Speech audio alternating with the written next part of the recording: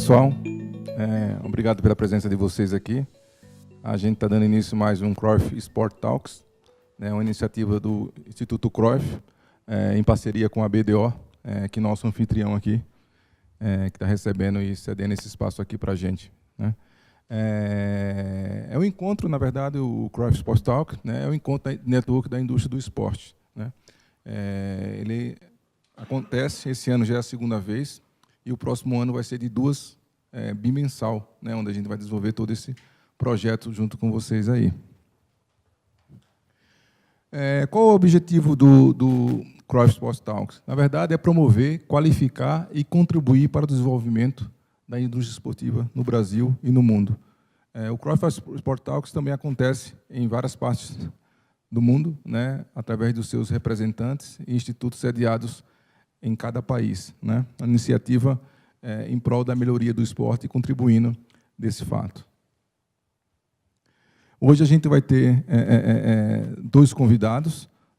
Sempre o Cruyff Sport Talk ele convida pessoas de renome no mercado para trabalhar determinados temas. Hoje a gente vai ter o nosso anfitrião aqui, o Pedro, da BDO, que vai falar sobre o valor das marcas e finanças dos clubes brasileiros. E também o Albert, que é o delegado da La Liga Global Network no Brasil, que vai falar sobre o modelo de crescimento internacional do futebol profissional espanhol. Então, são duas vertentes, uma falando do Brasil e outra falando da La Liga. E queria agradecer de antemão ao Pedro e ao Alberto pela presença aqui. E a gente também agradecer a Extreme Sports, que está fazendo uma transmissão ao vivo aqui via Facebook também, via YouTube. Gostaria de agradecer as pessoas que estão nos assistindo agora também, e por essa primeira iniciativa focada numa transmissão ao vivo aqui com o YouTube. Eu vou falar rapidamente um pouco do Instituto Cruyff, e do Mundo Cruyff, um pouco da agenda aqui, o Mundo Cruyff, o Johan Cruyff Institute, dados e números, um pouquinho de vocês entenderem qual foi o legado que o Cruyff deixou aqui no Brasil. Ele faleceu mais ou menos, faleceu em 2016, ele deixou um grande legado aqui. Ele foi um atleta, um dirigente, um treinador e um grande empreendedor também na área esportiva. Contribuiu muito para a divulgação do esporte, sobretudo para o esporte de alta performance, no sentido de o esporte como jogar bonito. Esse foi o carrossel holandês, o famoso carrossel holandês, onde ele fez parte de todo esse movimento. Vou passar um filmezinho aí para vocês.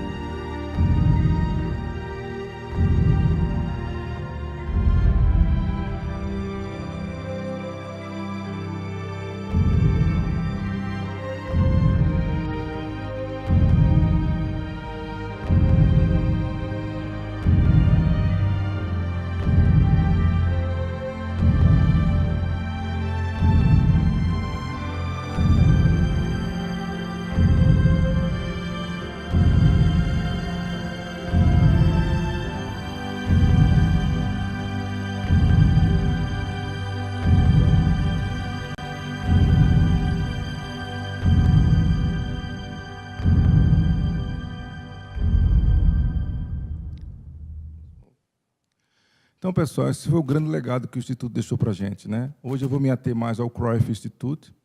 Você tem o Cruyff Futebol, que é uma marca também que é trabalhada junto a confederações e clubes, que ajuda a apoiar as instituições dentro do modelo de prática de futebol. Você tem a Cruyff Foundation, que é a parte do Instituto também que trabalha com crianças, sobretudo crianças com deficiências. Aqui no Brasil existe o Cruyff Kurt, que fica em Medeiros Matarazzo, é uma iniciativa que acontece ao redor do mundo. O Cruyff Library, que na verdade são as obras do Cruyff, ele tem diversos livros publicados, e é comercializado, e a venda desses livros é destinada à fundação. E o Cruyff, que é essa marca daí, é uma marca de roupas esportivas, que tem todo um trabalho feito em materiais de marca esportiva com o nome do Cruyff. Então, essa é a grande iniciativa e o legado que ele nos deixou. Próximo, por favor. Aqui é uma mensagem, né? O Johan Cruyff Institute conta com as redes de professores, colaboradores e parceiros que compartilham a mesma paixão para formar a próxima geração de líderes em gestão esportiva, em benefício de atletas, instituições esportivas e os próprios alunos. Por favor, pode passar? Então, hoje, o Instituto Cruyff, que a gente está focando bem, hoje ele conta com 4.935 alunos presenciais em Barcelona, Amsterdã, México, Lima e Estocolmo, onde tem as sedes do Instituto. A sede oficial que fica em Barcelona. Mais de 4.108 alunos no mundo, na parte online. Hoje você tem 64 programas, né, acadêmicos, 14 delegações no mundo, 27 pessoas na equipe, 129 professores, professores praticamente do mundo inteiro, né, e 10 representantes internacionais. Eu sou um dos representantes do Brasil.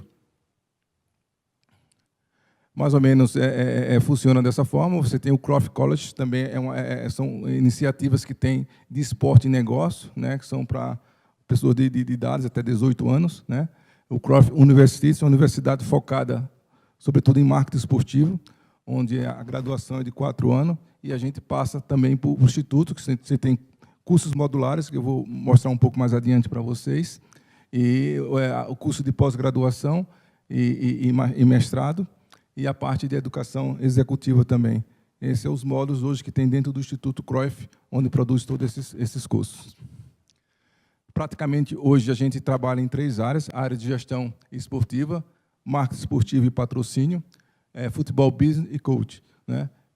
Para você ter uma ideia como é que funciona, quando você faz um curso de pós-graduação esportiva, em gestão esportiva, e faz uma pós-graduação em marketing esportivo e patrocínio, você consegue fazer o mestrado. No meu caso, especificamente, para vocês entenderem como é que funciona, os cursos são todos modulares.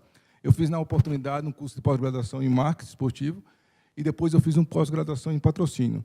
Aí eu juntei esses 2 cursos, consegui fazer um marketing esportivo e patrocínio.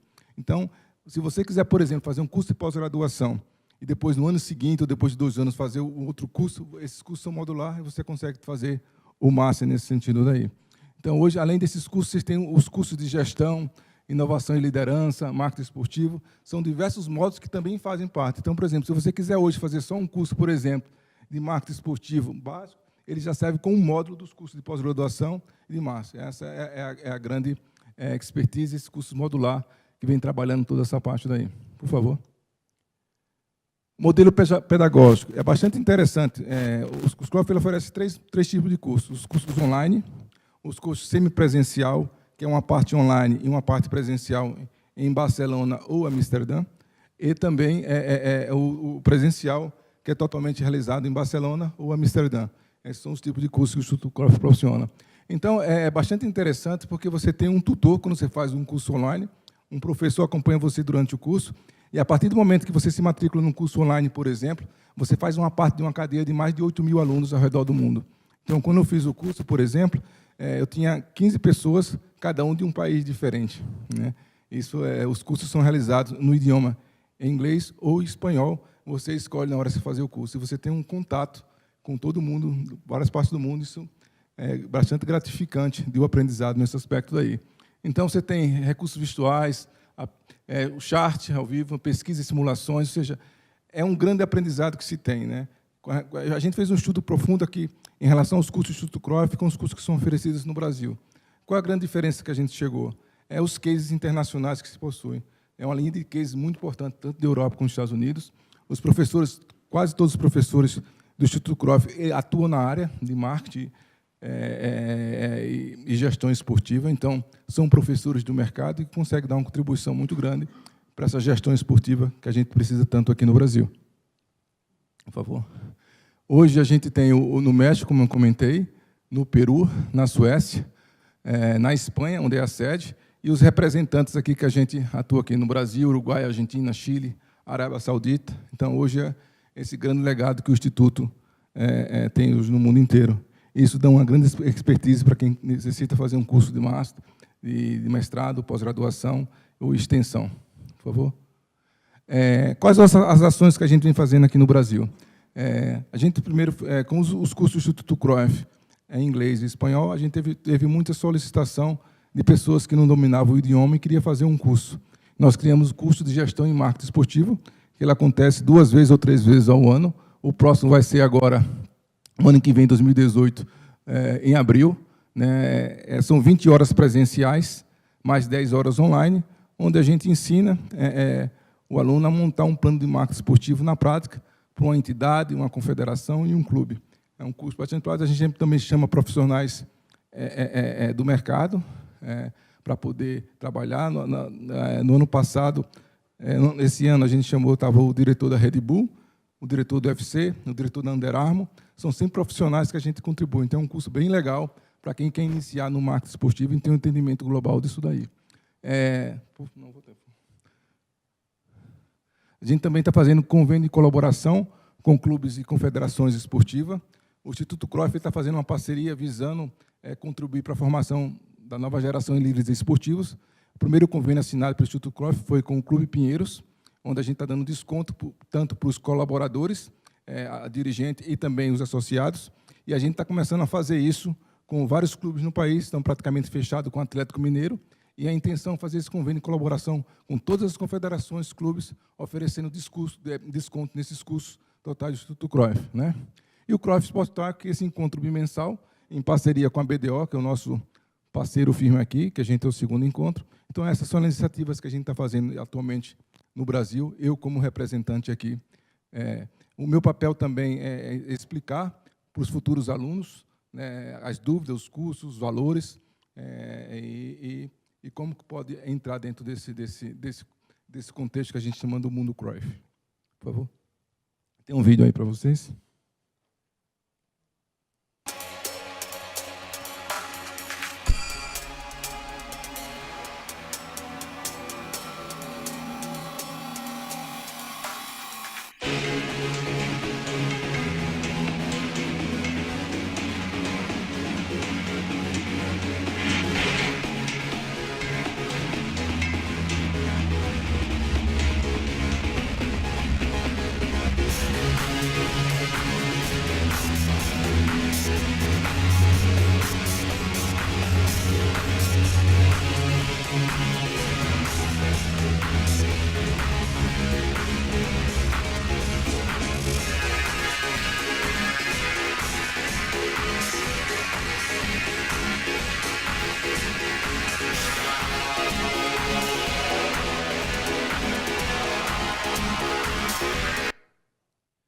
Aqui eu tive a oportunidade de conhecer o Cruyff, né, na época que eu fiz o mestrado lá, tive com ele por umas 3 vezes.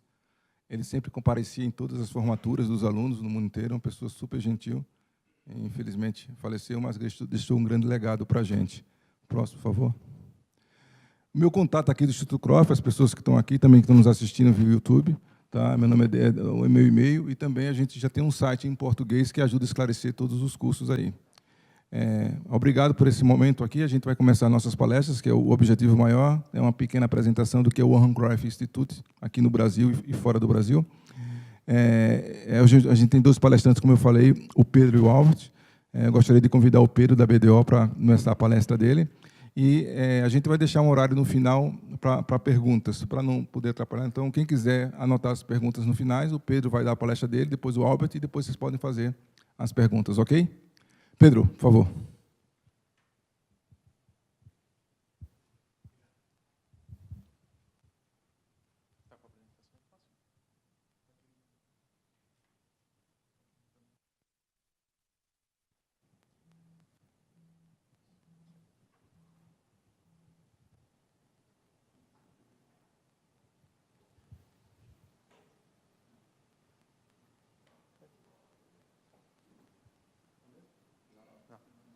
Pega aqui pelo pendrive, por favor.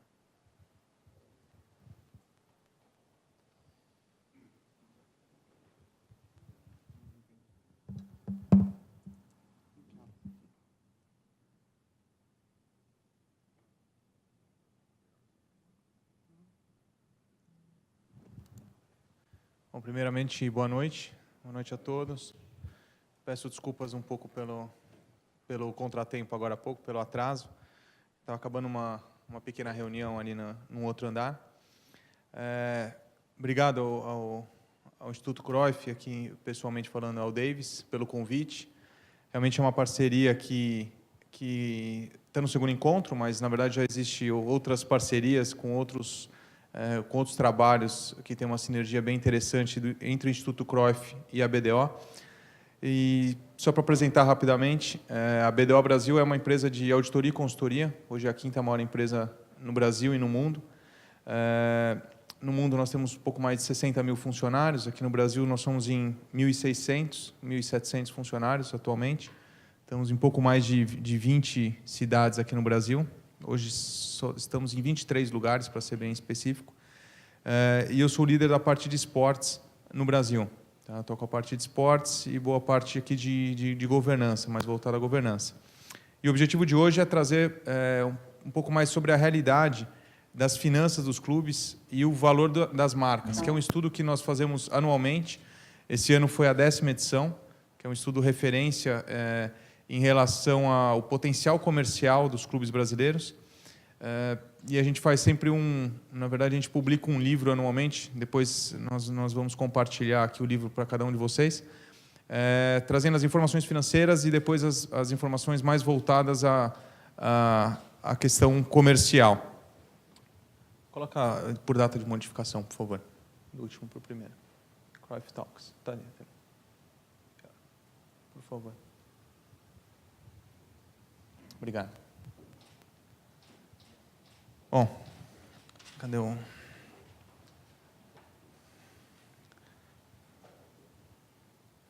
Então, só para me apresentar rapidamente, que eu estava comentando, eu sou responsável pela parte de esportes aqui na BDO no Brasil. Eu sou formado em economia, fiz administração logo depois e fui fazer pós em San Diego. Fui atrás do modelo americano em termos de formação de atleta.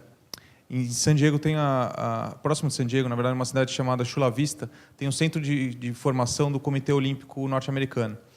E lá eles têm um processo bem interessante de inclusão social, educacional e financeiro atrelado ao esporte. E eu pesquisei, eu vi que lá era o lugar que era esse fomento, e eu fui estudar lá, fiquei 1 ano lá para tentar entender o impacto, na verdade, que tem do esporte e o que pode ter aqui no Brasil, né? Lembrando que aqui, falando já em clubes de futebol, nós estamos falando de clubes que são entidades sem fins lucrativos, são clubes sociais e que, na verdade, tem essa função até de retornar à sociedade algumas isenções que eles têm, entre outros. Então, eu fui entender como é que funcionava isso no mercado norte-americano. Tá? Eu fui responsável pelo projeto de Fair Play financeiro, inicialmente pelo Bom Senso, posteriormente, a convite da presidente Dilma, no grupo de trabalho interministerial que formulou o Profut. Tá? E, entre outros, a questão do licenciamento, que hoje é muito discutido no futebol brasileiro, que aqui no Brasil é mais conhecido como Fair Play financeiro, mas no mundo é o licenciamento, ou seja, qual clube é profissional e está dentro das normas de compliance do órgão regulador. Mas hoje o importante que eu gostaria de trazer aqui como é que a gente mensura o valor da marca de um clube, como é que a gente mede esse potencial comercial de cada um dos clubes brasileiros, qual que é a metodologia que a gente utiliza e trazer esse raio-x financeiro dos clubes. Se vocês quiserem fazer pergunta no meio, fica à vontade, sem problema nenhum, se for alguma dúvida pontual, até para depois não perder o ritmo, nem o raciocínio do negócio, vocês podem ficar à vontade. Mas vou explicar inicialmente como é que funciona, como é que a gente faz para mensurar isso. Hoje são mais de 40 indicadores que nós mensuramos, pautados principalmente em 3 grandes pilares. O primeiro grande pilar é voltado à torcida, ou seja, qual a gama de consumidor que o clube consegue atingir. Tá? Qual que é o tamanho da torcida? Qual o poderio financeiro? Qual que é o potencial em termos econômicos dessa torcida? Quanto que ela está disposta a pagar para ir assistir em loco o clube? Quanto que normalmente ela vai, ou seja, qual que é a média de público, quanto que ela está disposta a consumir. Então, tudo aquilo que envolve esse pilar de torcida, que nada mais é do que o consumidor de cada um dos clubes. Lembrando que aqui no Brasil nós estamos falando de clubes, em sua grande maioria, de clubes regionais. Então, dificilmente a gente tem, salvo algumas exceções, como um Flamengo, um Vasco, talvez um Corinthians no estado do Paraná, são clubes mais regionais. Então, fica muito mais fácil da gente mensurar qual que é aquele público-alvo de cada um dos clubes. Tá? Tudo isso está mensurado aqui nesse pilar de torcida. O segundo grande pilar é mercado, ou seja, onde ele está localizado, onde ele está inserido. Ele está inserido num mercado comercialmente bem desenvolvido? Ele está... ou ele está numa cidade pequena com uma dificuldade dessa exposição. Então, isso tudo impacta muito. Lembrando que aqui os clubes são um pouco mais regionalizados. O Alberto depois vai falar sobre alguns clubes que ele tem na La Liga. Por exemplo, no Barcelona e no Real Madrid, não é a questão de onde ele está localizado, né? Não é a cidade em si. Nós estamos falando de brands mundiais, né? Aqui no Brasil, nós estamos falando de muito mais regionais até esse momento. Tá? Então, o mercado que ele está localizado impacta bastante. Tá? E o terceiro grande pilar é tudo aquilo que ele consegue monetizar. Ou seja, quanto que a televisão paga para transmitir um jogo do seu clube? Quanto que um patrocinador paga para estampar a camisa do seu clube? Quanto que o público está disposto a pagar para ir consumir em loco? Ou seja, tudo aquilo que é convertido financeiramente. Licenciamento, tudo aquilo que vira receita, de fato, a gente mensura dentro de alguns indicadores. Tá? Isso é eu estou trazendo uma maneira... os 40 indicadores de uma maneira mais consolidada dentro desses 3 grandes pilares. Fiquem à vontade, de novo, se tiver alguma dúvida. Tá? E aí aqui eu trago um consolidado das marcas dos clubes. E aqui a gente pode ver o seguinte. Aqui a gente pode ver um crescimento muito forte, principalmente fomentado pelos direitos de transmissão, tá? Que hoje é a maior fonte de receita do futebol brasileiro. Tá? E a gente vê que no último ano o crescimento deu uma estagnada. E aí aqui a gente tem um impacto não só de fuga de patrocinadores, né? Hoje dificilmente a gente vê grandes marcas atreladas aos clubes de futebol no Brasil, né? Mas também algumas outras, somente a televisão é a fonte de receita que continua crescendo dentro dos principais clubes, aqui falando de uma forma consolidada. Tá? Depois a gente pode até bater alguns pontos. E aqui desmembrando qual que é as marcas mais valiosas do futebol brasileiro. Então, pelo terceiro ano seguido, o Flamengo é a marca mais valiosa do futebol brasileiro. Então, nós estamos falando do clube que tem a maior torcida do Brasil, tem uma pulverização de mercado, ou seja, ele consegue atingir mercados que não só o Rio de Janeiro, então ele é muito forte no Nordeste, no Norte. Né? Hoje é o clube, nos últimos 3 anos, em 2 deles, ele foi o clube com o maior faturamento do país. Foi também, não só nesse último ano que o Palmeiras foi maior em patrocínio, mas nos anos anteriores o Flamengo tinha sido o clube com o maior faturamento com patrocínio. Então, todos esses indicadores em conjunto, né, fizeram com que o Flamengo fosse a marca mais valiosa nos últimos 3 anos. O Corinthians é a segunda marca mais valiosa e o Palmeiras, nesse último ano, ultrapassou o São Paulo, sendo a terceira marca mais valiosa do país. Tá? O São Paulo, por muito tempo, nós estamos no 10º ano do estudo, o São Paulo brigava pela liderança com o Flamengo e Corinthians. Ele conseguia ser muito mais eficiente, porque ele tem uma torcida menor em valores absolutos, né, do que o Corinthians e o Flamengo, mas ele conseguia converter aquilo de uma maneira mais eficiente. Então, durante alguns anos, o São Paulo disputava a liderança, chegou a ser a marca mais valiosa do país no final da década passada, tá? Mas hoje o Palmeiras já ultrapassou. E o Grêmio é a primeira marca fora do eixo Rio-São Paulo. Né? Lembrando que o mercado impacta totalmente. Né? Então, o Grêmio, mesmo com o mercado comercialmente menos desenvolvido do que esse eixo Rio-São Paulo, ele é o primeiro dentro desse, vamos dizer assim, desse ranking fora desse eixo. Tá?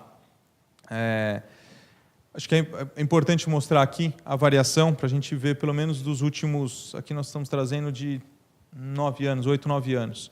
Né? Então, o Flamengo ultrapassou o Corinthians em 2015. Tá? Aqui o Corinthians foi líder absoluto por um bom tempo. E aí o Corinthians, até 2011, 12, aqui acho que foi, corintiano, me corrija se eu estiver enganado, foi campeão Libertadores e Mundial, né, em 2012. Né? mas ele teve um boom, principalmente, ó, aqui foi a volta da Série B. Você que é corintiano, que eu vi que você ia me corrigir. Mas aqui, isso, foi o retorno. Então, quando chegou o Ronaldo, né, a gente está falando em 2010, foi o primeiro ano de impacto de uma grande estrela dentro de um clube. Então, o Corinthians saiu dessa briga entre Flamengo e São Paulo, e aí ele conseguiu consolidar a liderança por um bom tempo. Até que o Flamengo, principalmente de 2013, né, aqui já 2013 para cá, foi num crescimento mais constante. Aqui, como eu comentei, o Palmeiras, que era longe das três marcas mais valiosas, hoje já está mais numa disputa buscando a liderança do que estando aqui nesse meio. Mas aqui eu gosto de demonstrar, o eixo aqui pode até confundir um pouco, mas aqui com laser eu vou tentar ajudar. Mas o Santos principalmente no Neymar, na época do Neymar, tá? Aqui o Santos chegou a ser terceira, quarta, era a sexta marca mais valiosa, tá? Aqui ele muito próximo da quinta marca mais valiosa, e hoje nós estamos falando do Santos, quarta, quinta, sexta, sétima, oitava, brigando pela 10ª marca. Então, a falta que um grande, no caso do Neymar, um grande ícone, né, o quanto ele era atrativo comercialmente para a marca, o quanto ele trazia negócios para a marca, ou seja, quanto ele aumentava o potencial. Então, a gente citou aqui o caso do Ronaldo, né? O Ronaldo deu o boom do Corinthians, o Neymar, proporcionalmente falando, com o tamanho da torcida do Santos, a região que ele está localizado, ele conseguia levar o Santos para um outro patamar. Tá? Mano. Você falou de arte, né, com o Neymar, assim, do Ronaldo. Sim. E a performance do time, por exemplo, o São Paulo, 2007, 2008, 2009, foi tricampeão brasileiro. Né? Aí, certamente, isso tem uma correlação? Claro, claro. Aí é o que a gente chama do ciclo virtuoso. Né? O ciclo virtuoso envolve algumas coisas. As boas práticas de gestão, né? Você consegue ter mais dinheiro, teoricamente, porque você é mais atrativo para o mercado, né? Você consegue comunicar para o mercado mais credibilidade, você consegue arrecadar mais. Teoricamente, você tem um time mais competitivo, porque você tem um poderio financeiro melhor, e, como consequência disso, você vai ter mais sucesso dentro de campo, porque você tem um time melhor. Essa seria a fotografia ideal. Obviamente que não é essa receita de bolo, né? Então, muitas vezes, eu vou e invisto no meu futebol e não consigo converter daquilo. Então, a minha receita já não acompanhou, então eu entro no ciclo vicioso. Né? Eu vou ter que pedir empréstimo, antecipação, para conseguir bancar aquilo que eu tinha investido sem ter, porque eu não consegui esse sucesso dentro de campo. Então, sim, ele é importante porque ele fomenta e, de novo, as marcas gostam de estar atreladas a quem traz sucesso, né? Para quem é mais competitivo, quem tem mais exposição. E os times campeões normalmente têm mais do que os outros. Diga. Uma dúvida pessoal que eu sempre tive, por exemplo, o Flamengo é considerado a maior torcida, mas sabidamente tem uma população bastante pobre, humilde, enfim, camadas sociais. Então me parece, por exemplo, que o Grêmio, com menos gente, talvez gere mais receita de produto. Eu imagino que o cara no interior da Paraíba, ele é flamenguista, mas ele não vai comprar a camisa oficial. Onde que entra essa interferência de camadas, de poder aquisitivo? Porque, me parece que não é justo o Flamengo ser o primeiro nessa visão. Aqui, quando a gente fala de torcida, o tamanho é uma delas, né? Mas a gente mensura o perfil dele, o potencial de consumo e a propensão ao consumo, né? Por exemplo, a torcida do Fluminense, em sua média, tem uma propensão ao consumo maior. Mas, em valores absolutos, nas classes A e B, o Flamengo tem a maior torcida. Também na classe A e B. Então, por mais que você tenha um percentual maior, no valor absoluto ainda não atinge. Então, Serve ao Corinthians também. sim, o Corinthians tem uma torcida enorme. Dos mais pobres, mas também nas classes A tem a maioria. Tem a maioria. Por mais que, por exemplo, a torcida do São Paulo, em sua média, né, ela é uma torcida um pouco mais elitizada. Por isso eu comparei do Flamengo e Fluminense, porque o Corinthians e o São Paulo, num geral, é parecido nisso. Mas mesmo assim, em valores absolutos, a do Corinthians é muito superior ainda à do São Paulo. Porque se você pegar uma curva dos últimos 10 anos, a do São Paulo cresceu muito, né? Mas mesmo assim, a torcida do Corinthians ainda é muito, muito maior. Isso em termos de dados de pesquisa, né? Imagina. Diga. Eu sou palmeirense. E ele está acompanhando o meu time há muito tempo. Antes do Allianz Parque, a década de 2000, no caso do Palmeiras, foi péssima de títulos. Se comparar com os nossos rivais, É isso aí. todos ganharam muito título.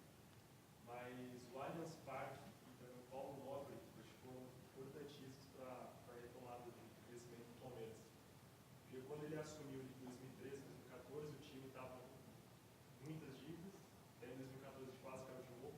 Uhum. E depois que ele conseguiu colocar as contas em ordem, aí ele conseguiu o patrocínio da Crefisa, que deu um outro patamar para o clube. E Sim, sim. tive fosse uma mudança muito grande. O Flamengo, em 2013, se eu não me engano, ele fechou com a Adidas, 370 milhões de contrato de patrocínio de camisa. Isso também, de certa forma, ajudou o Flamengo a subir um pouquinho mais? Sim, tudo aquilo que é convertido em receita, sim, impacta e é um dos indicadores, né? Nesse caso, é um indicador importante. O Palmeiras, você tem total razão. A gente consegue ver refletido aqui. Enquanto todos estavam crescendo, o Palmeiras não estava crescendo. O Palmeiras estava aqui andando de lado, vamos dizer assim, né? Ele começou a mudar de patamar. Você é palmeirense, quando foi a inauguração do Allianz? Finalzinho de 2014. Né? Então, E logo em janeiro de 2015, a Crefisa entrou. exato. Né? O Allianz foi a grande mudança de patamar do clube. Hoje o Palmeiras fatura só em bilheteria 89 milhões, segundo o balanço. Então, né, hoje é o clube que mais fatura com bilheteria no Brasil e é o clube que mais fatura com patrocínio também no Brasil. Né? Independente, não estamos discutindo aqui se é Crefisa, não é Crefisa, estamos dizendo em valores. Né? E isso aqui é refletido nesse boom dos últimos anos dele. Acredito também que pela governança do clube, não um clube que fazia como antigamente, que gastava mais do que arrecadava. Por exemplo, São Paulo, até 2009, tinha uma governança do clube muito melhor administrativamente. Depois teve problemas políticos. Sim, sim, você fica mais atrativo. Mas a verdade aqui, a conclusão assim, de bate-pronto, só olhando o gráfico, é que tinha uma demanda reprimida aqui. Né? E aí hoje a gente vê o ticket médio do Palmeiras, é sempre Palmeiras e Corinthians, né? Principalmente nesses últimos 2 anos, mas é um ticket médio extremamente elevado e com uma média de público muito elevada, ou seja, tem demanda para aquilo. Né? Então é uma marca interessante a ser trabalhada assim. E aqui a gente mostra o potencial, depois de tanto tempo de demanda reprimida. Foi exatamente o que você falou. Enquanto os concorrentes estavam tudo crescendo, até os daqui da base estavam mais próximos, o Palmeiras demorou um pouco mais para dar esse boom e essa potência que ele tem, porque é um clube de massa, né, com uma torcida grande, estando num mercado bem estruturado comercialmente. Né? Então, tudo isso auxiliou esse crescimento forte do Palmeiras. Tá? Aqui é por posição, tá? Então, mas a gente já viu por valores absolutos, mas olha o que eu citei aqui do Santos, né? O Santos pós-Neymar. Né? É uma queda brusca. Né? Mas vamos só trazer esse viés de receita, tá? Principalmente para a gente entender como esse pilar receita impacta na marca do clube. Tá? No último ano nós tivemos um recorde, principalmente oriundo das luvas de televisão, que teve as renovações dos contratos televisivos do futebol brasileiro. Então, a receita dos 23 maiores clubes do Brasil atingiu quase 5 bilhões. Tá? Isso foi um recorde absoluto. Tá? E aqui, se a gente pegar os últimos anos no mercado no Brasil, nós estamos falando, a gente estava em uma recessão muito, muito forte aqui no mercado brasileiro. E olha só a diferença, olha como é o mercado do futebol. Nós estamos saindo de 3 para 5 bilhões dos 23 clubes, né? Andando na contramão desse mercado. Né? Aqui eu trouxe um ranking, mas depois eu vou entregar o livro para vocês verem com calma, mas foi aquilo que a gente estava conversando no começo. O Flamengo foi o clube com maior faturamento no último ano, em 2016, seguido do Corinthians, que teve uma luva de 85 milhões, e o Palmeiras, que não teve luva, não foi contabilizada a luva de contrato, com 470. Então, se a gente pegar só de receita corrida, talvez o Palmeiras teria sido a segunda nesse caso. Tá? E aí, seguido São Paulo, Grêmio, mas depois vocês analisam com calma, eu vou entregar o livrinho para vocês. Tá? Sim, ali é a receita total. E aqui a gente analisa de onde vem essa receita. Tá? A cota de televisão, nesse último ano, com essas luvas. Nós estamos falando de metade do faturamento dos clubes brasileiros vem da televisão, vem dos contratos televisivos. Tá? Olha só como é preocupante. Patrocínio publicitário, nós estamos falando de 11%. Para vocês terem uma ideia, por exemplo, o Bayern de Munique, em faturamento da sua parte comercial, ele fatura 48% da receita dele é questão comercial. Né? Vem de uma fonte comercial. Aqui no Brasil, a média é de 11% dos maiores clubes no Brasil. Lembrando que desses 11%, a gente fez uma análise mais detalhada, até para um trabalho específico, 7 desses 11 é caixa, bem na caixa. Ou seja, na verdade é um investimento estatal dentro do futebol. Então, isso é uma sinalização clara de que as grandes marcas estão fugindo as grandes marcas estão fugindo dos clubes, de expor sua marca diretamente nos clubes. Obrigado. E aí a gente pensa o seguinte, mas as grandes marcas estão fugindo do futebol? Não. As grandes marcas estão no futebol. A gente pode ver nas transmissões televisivas, as placas são de grandes empresas, os anúncios são de grandes empresas. Então, não é que elas não gostam do produto. Talvez a credibilidade como um todo, talvez a governança não esteja sendo tão atrativo para ele atrelar a sua imagem diretamente a um clube ou outro. Tá? E aí eu trouxe aqui um comparativo. Vou falar mal da Liga do Albert um pouquinho. Por exemplo, o Barcelona faturou em 2016, só convertendo no valor da moeda, 1 bilhão de reais em termos de patrocínio em 2016. Aqui nós estamos falando do clube que mais faturou, foi o Palmeiras, com 90 milhões. Fazendo conta simples, me corrige como é que fala, Leicester, que foi o campeão inglês, né, um clube pequeno. O faturamento dele de patrocínio, um clube pequeno, tá? O faturamento dele de patrocínio foi maior do que a soma dos 4 grandes do Rio. Né? Ou seja, proporcionalmente falando, não bate. Né? Então, aqui é um gap interessante. E lembrando, desse valor aqui, quase 70% vem na Caixa. Tá? Não são empresas privadas que estão investindo. Tá? Isso é uma sinalização preocupante para o mercado. Tá? Diga. No que você falou anteriormente, por que as empresas não gostariam de se associar aos clubes? Eu fiquei pensando, que é o que parece, né? Aos clubes, porque você falou, tem a placa de publicidade, mas não teria um motivo, uma hipótese do que acontece? Né? Tem vários, né? A gente pode até extrapolar as ideias, mas basicamente mais relacionado à governança e aquilo que vai transmitir diretamente a minha marca num clube especificamente, né? O que vai ser associado à minha marca, né? Então, talvez não tenha a transparência necessária para aquilo, talvez a gente vê muita questão de possibilidades de fraude, de lavagem de dinheiro, etc. e tal, que normalmente isso afasta as marcas de atrelarem os seus brands a isso. Então, isso no esporte brasileiro tem acontecido muito, e a gente viu que quando ocorreu a questão da fraude na FIFA, especificamente, a primeira sinalização foi dos patrocinadores. Falaram, espera um pouquinho, o que está acontecendo aí? Porque minha marca está junto. Né? Eu tenho cláusulas que eu posso sair. Então vou fazer esse trabalho. Então, as grandes marcas, na verdade, começaram a exigir uma transparência diferenciada. Né? Então, óbvio, nós já estamos falando num estágio mais avançado, mas basicamente por falta de transparência e de uma associação que talvez possa não ser tão interessante, eu prefiro talvez colocar no produto, que é o que as grandes marcas fazem isso. Boa noite. Diga, boa noite. Agora o Fluminense teve agora na sua camisa, vai ser pontual Universal Studios, né? Digamos que é a única multinacional que há entre todos os clubes. E assim, isso chama atenção, porque os clubes não gostam de falar de internacionalização, mas pelos horários é impossível alguém da China ou da Europa assistir um jogo de madrugada. Os clubes não se atentam a isso ou ainda falam muito dessa ATV que deixa fixo e esse horário a ponto dos clubes não poderem difundir a sua marca em horários alternativos para o mercado internacional? Uma boa pergunta. A verdade é o seguinte, na minha opinião, explicando em relação à internacionalização, só haveria uma internacionalização com uma mudança estrutural. Né? Um clube sozinho não consegue se internacionalizar. Então, O Alberto vai explicar aqui, ele é representante da La Liga. A La Liga tem uma estratégia voltada aos seus filiados, aos seus clubes, né? A Premier League tem a sua estratégia voltada aos clubes.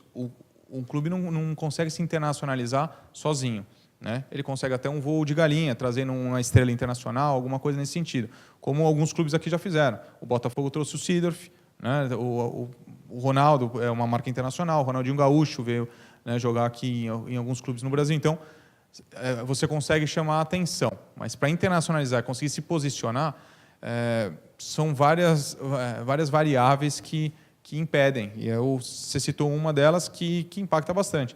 Não tem como você vender um produto que passa quarta-feira às 10 horas da noite no horário de Brasília. A Europa não compra, né? Nós estamos falando, ontem tivemos a final da Libertadores, né, que é o produto máximo do futebol nas Américas, né? Era impossível exportar para um mercado que vai passar às 3 da manhã lá, né? A gente vê a final da Champions League era, né, numa quarta-feira à noite na Europa. Para conseguir exportar para o mundo inteiro, o que eles fizeram? Mudaram para um sábado, né?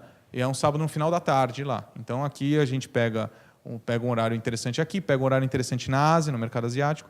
Os jogos da Premier League, alguns começam ao meio-dia lá na Premier League. Então a gente assiste aqui de manhã e o mercado chinês assiste à noite, no começo da noite. Então aí há uma questão estrutural, né? Não é o clube que decidiu. Por isso, na minha opinião, se não houver um pensamento voltado a uma liga, a um campeonato como um todo, fica muito difícil internacionalizar. Tá? Diga. A Espanha com um calendário que cada jogo começa em um horário diferente, exatamente para você atender a maior parte do mercado. E o Brasil teve uma tentativa de mudança, que era o jogo de domingo às 11 horas da manhã. Realmente, domingo às 11 horas da manhã não é o horário certo para você jogar futebol em janeiro, fevereiro e março no Brasil. Porque o objetivo do jogo das 11 horas da manhã é pegar no horário de verão 3, 4 horas da tarde na Europa, pegava o horário que o americano, por exemplo, já estava acordado, e pegava o fim da noite na Ásia. É um horário viável para você fazer um jogo no verão. Não, concordo. Só tem 2 pontos, acho que são interessantes nessa discussão. Primeiro, o horário é um deles, né? Tem que ver também se o produto é tão atrativo para você conseguir, de alguma maneira, exportar, né? Eu imagino que aqui nem todos assistam todos os jogos do Campeonato Brasileiro, mas a gente assiste todos os jogos da Champions League quando é possível, né? Então, aí tem a questão também da qualidade do produto. No Campeonato Brasileiro, especificamente, os jogos das 11 da manhã ocorreram por uma coincidência... Foi uma coincidência total, né? Não foi uma ideia nem nada. Foi uma coisa que teve manifestação, ia ter manifestação, e exatamente pela segurança trouxeram um jogo para de manhã e lotou, foi legal, um monte de, né? E falou, pô, não é que pode funcionar, né? Mas o horário é uma delas, mas não é só horário. Você pode colocar o horário que for num campeonato, com todo respeito, não sei se tem algum australiano aqui, mas o campeonato australiano, você colocar aqui num horário nobre, eu não vou assistir, imagino que você também não. Então, tem a questão do produto como um todo. Sim, sim. Sim, aí tem a questão de produto. Tá?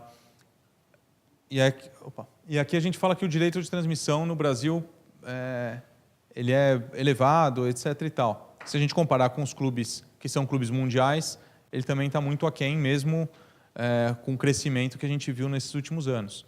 Tá? Depois eu passo a apresentação, vocês veem os números com calma, mas só para seguir, senão o Alberto também vai me matar. E aqui para mostrar o quão regional são os nossos clubes. Tá? Isso aqui é um mapeamento que a gente fez dos grandes clubes europeus, com os principais clubes do Brasil e as principais ligas em termos de seguidores, não só no Facebook, mas Instagram, Twitter, e nas principais mídias sociais. Tá? Então, o Flamengo e Corinthians vem brigando nesses últimos 2 anos. Qual é o clube mais seguido? Então, nós estamos falando aqui de clubes Flamengo e Corinthians com 11 milhões de seguidores no Facebook. Enquanto Real Madrid e Barcelona, nós estamos falando de mais de 100 milhões. Qual que é a população da Espanha, Alberto? Estamos falando de um país que tem 47 milhões de habitantes e tem 2 marcas com seguidores com mais que o dobro da sua população. Ou seja, é obviamente que não são clubes locais. O tamanho do país e a população é quase como o estado de São Paulo. Sim. Então, aqui nós estamos falando de marcas internacionais, não marcas locais, né? Diferente daqui. Aqui nós estamos falando das marcas locais, né? É um público bem restrito, né?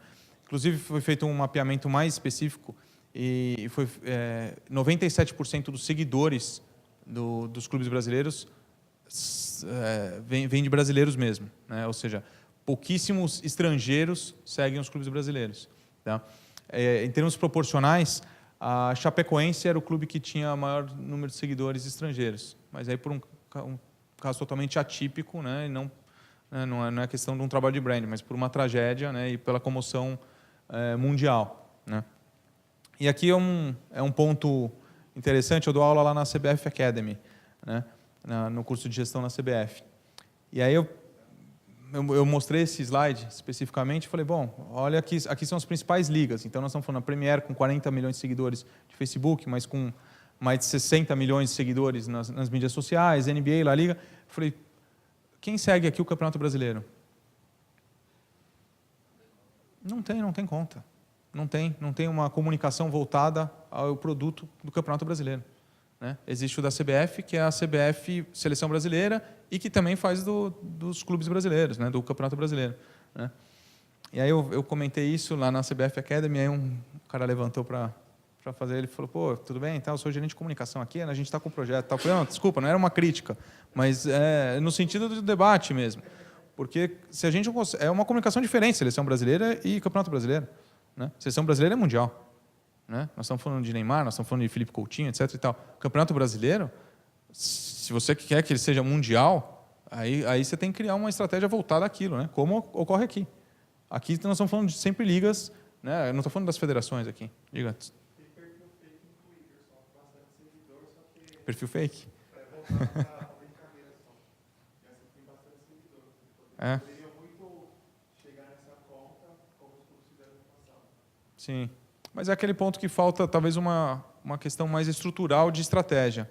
Desculpa, David. É o seguinte, só um lembrete aqui. A gente está fazendo a transmissão via YouTube, as pessoas, como não estão falando no microfone, não estão conseguindo escutar a pergunta. Verdade. Vou deixar só uma parte para o final, como posso pedir pegar seu microfone para poder falar, senão as pessoas não estão escutando lá, ok? Verdade. Vamos lá. Espera um pouquinho aqui. Tá, então, aqui a gente falou um pouco de mídias sociais, e aqui eu vou trazer um desmembramento do Flamengo, tá? Que é a marca mais valiosa do país nesses últimos anos, tá? Então, ele teve um crescimento mais expressivo a partir aqui de 2013, 14, né? Aqui ele estava um pouquinho mais andando em linha, tá? Mas aqui são alguns dos indicadores que nós analisamos. Então, por exemplo, ele foi o clube com a maior receita total nos últimos 3 anos, tá? Ele é o líder em número de seguidores no Facebook, o segundo do YouTube, mas acho que já passou, hoje o Flamengo TV acho que já é a maior do Brasil, tá?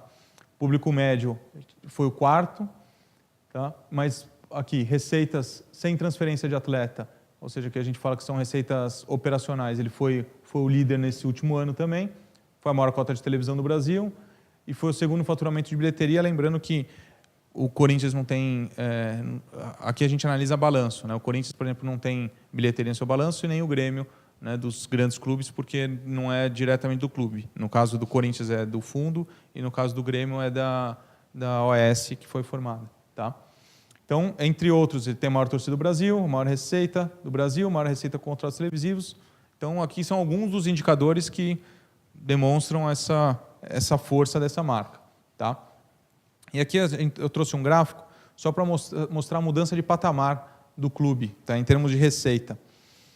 Aqui nós estamos falando de um clube que fatura 510 milhões e seus principais concorrentes, falando na região mesmo, local, faturam próximo, no caso aqui do Botafogo, fatura metade, o Vasco fatura metade, o Botafogo 1/3, talvez, da receita do Flamengo. Tá? Fica muito difícil você competir em termos de futebol, se você fatura 1/3. Dá para ser mais, em termos de eficiência, ser melhor? Dá. A gente viu, a gente acabou de falar, o campeonato inglês, o Leicester ganhou um em 50 anos. Né? Então, o Real Madrid e o Barcelona estão sempre disputando as finais da Champions League porque são os clubes que têm maior receita. E, como consequência, eles têm os melhores atletas. Né? Bom, mas eles podem perder num jogo? Pode, óbvio que pode. O Atlético de Madrid foi campeão espanhol, não foi? Faz 3, 4 anos? 2014, se eu não me engano. Se você pegar nos últimos 20 anos, teve um do Atlético de Madrid, acho que um do Valência no começo na década passada, né? Então, fica muito difícil de você competir. E aqui, teoricamente, tem um flamenguista, eu sei que tem aqui, mas sempre tem alguns flamenguistas. No futebol, deveria estar num patamar diferente, exatamente porque ele tem um potencial diferente dos principais concorrentes. Se não me engano, está empatado com o Vasco no Campeonato Brasileiro, não é isso? Em número de pontos. Né? Não deveria mais estar, né? Ainda mais num campeonato longo. Num mata-mata acontece, um jogo, etc. e tal, mas num campeonato longo, muito difícil. Muito difícil. Tudo bem, esse clube aqui, o Botafogo, no caso, foi muito eficiente, né? na parte de campo, né? Mas a recorrência não funciona dessa maneira. Né? E aqui eu trouxe o Corinthians, só para poder comparar num outro mercado, que era o mercado de São Paulo. Tá? Foi o segundo público médio, não? Então foi o Palmeiras, que foi no ano passado o maior público. Acho que o Corinthians foi nesse ano o maior. No ano passado tinha sido o Palmeiras. Esse ano o Corinthians bateu 40 mil no Campeonato Brasileiro. Foi a primeira vez em sei lá quantos anos que chegou nessa casa de 40 mil. Né? Mas tem uma cota de TV bem interessante também, a segunda maior do país, segunda maior receita de patrocínio do Brasil. E se você pegar o consolidado de 5 anos, somar os 5 anos, o Corinthians foi o clube que mais faturou com patrocínio nos últimos 5 anos. Tá?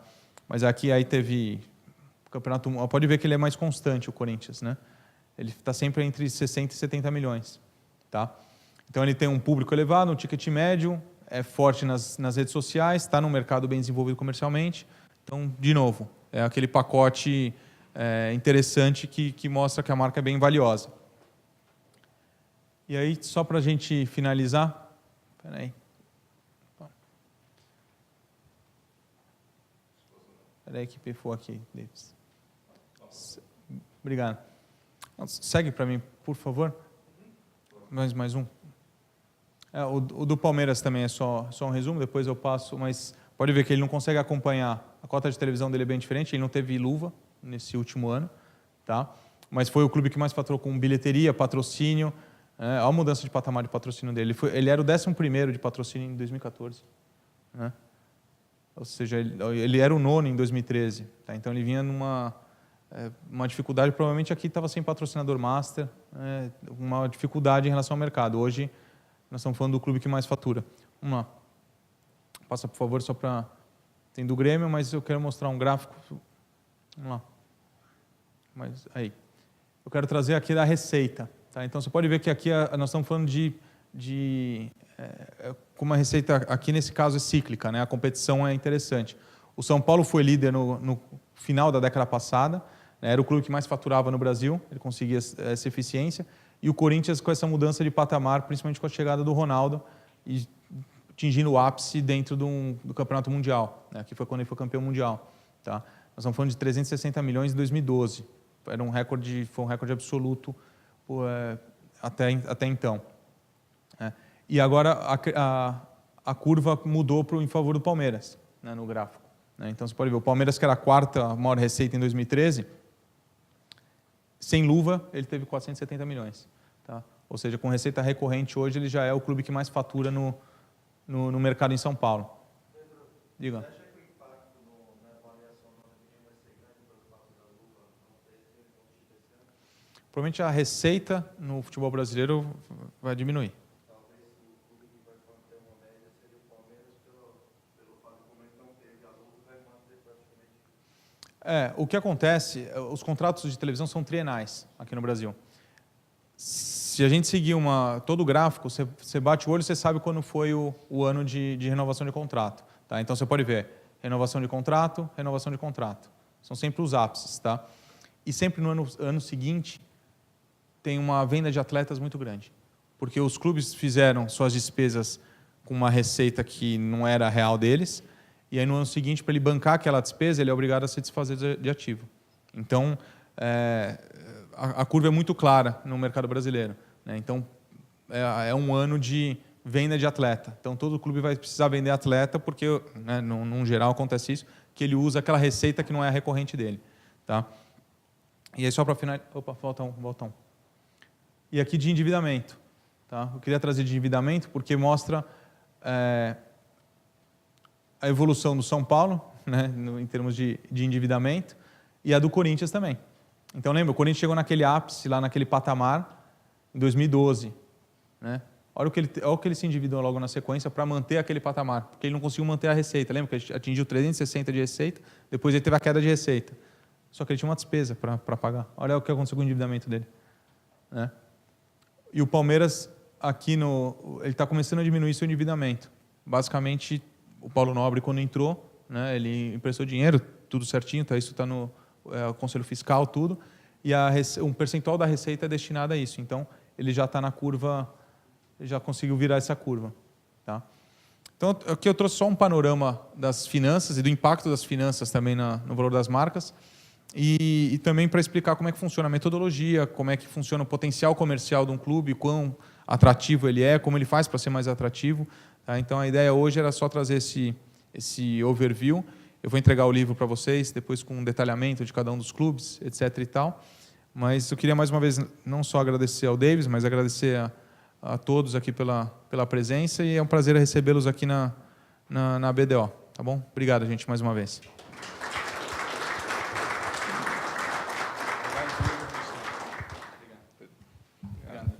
Agora, Albert. Pessoal,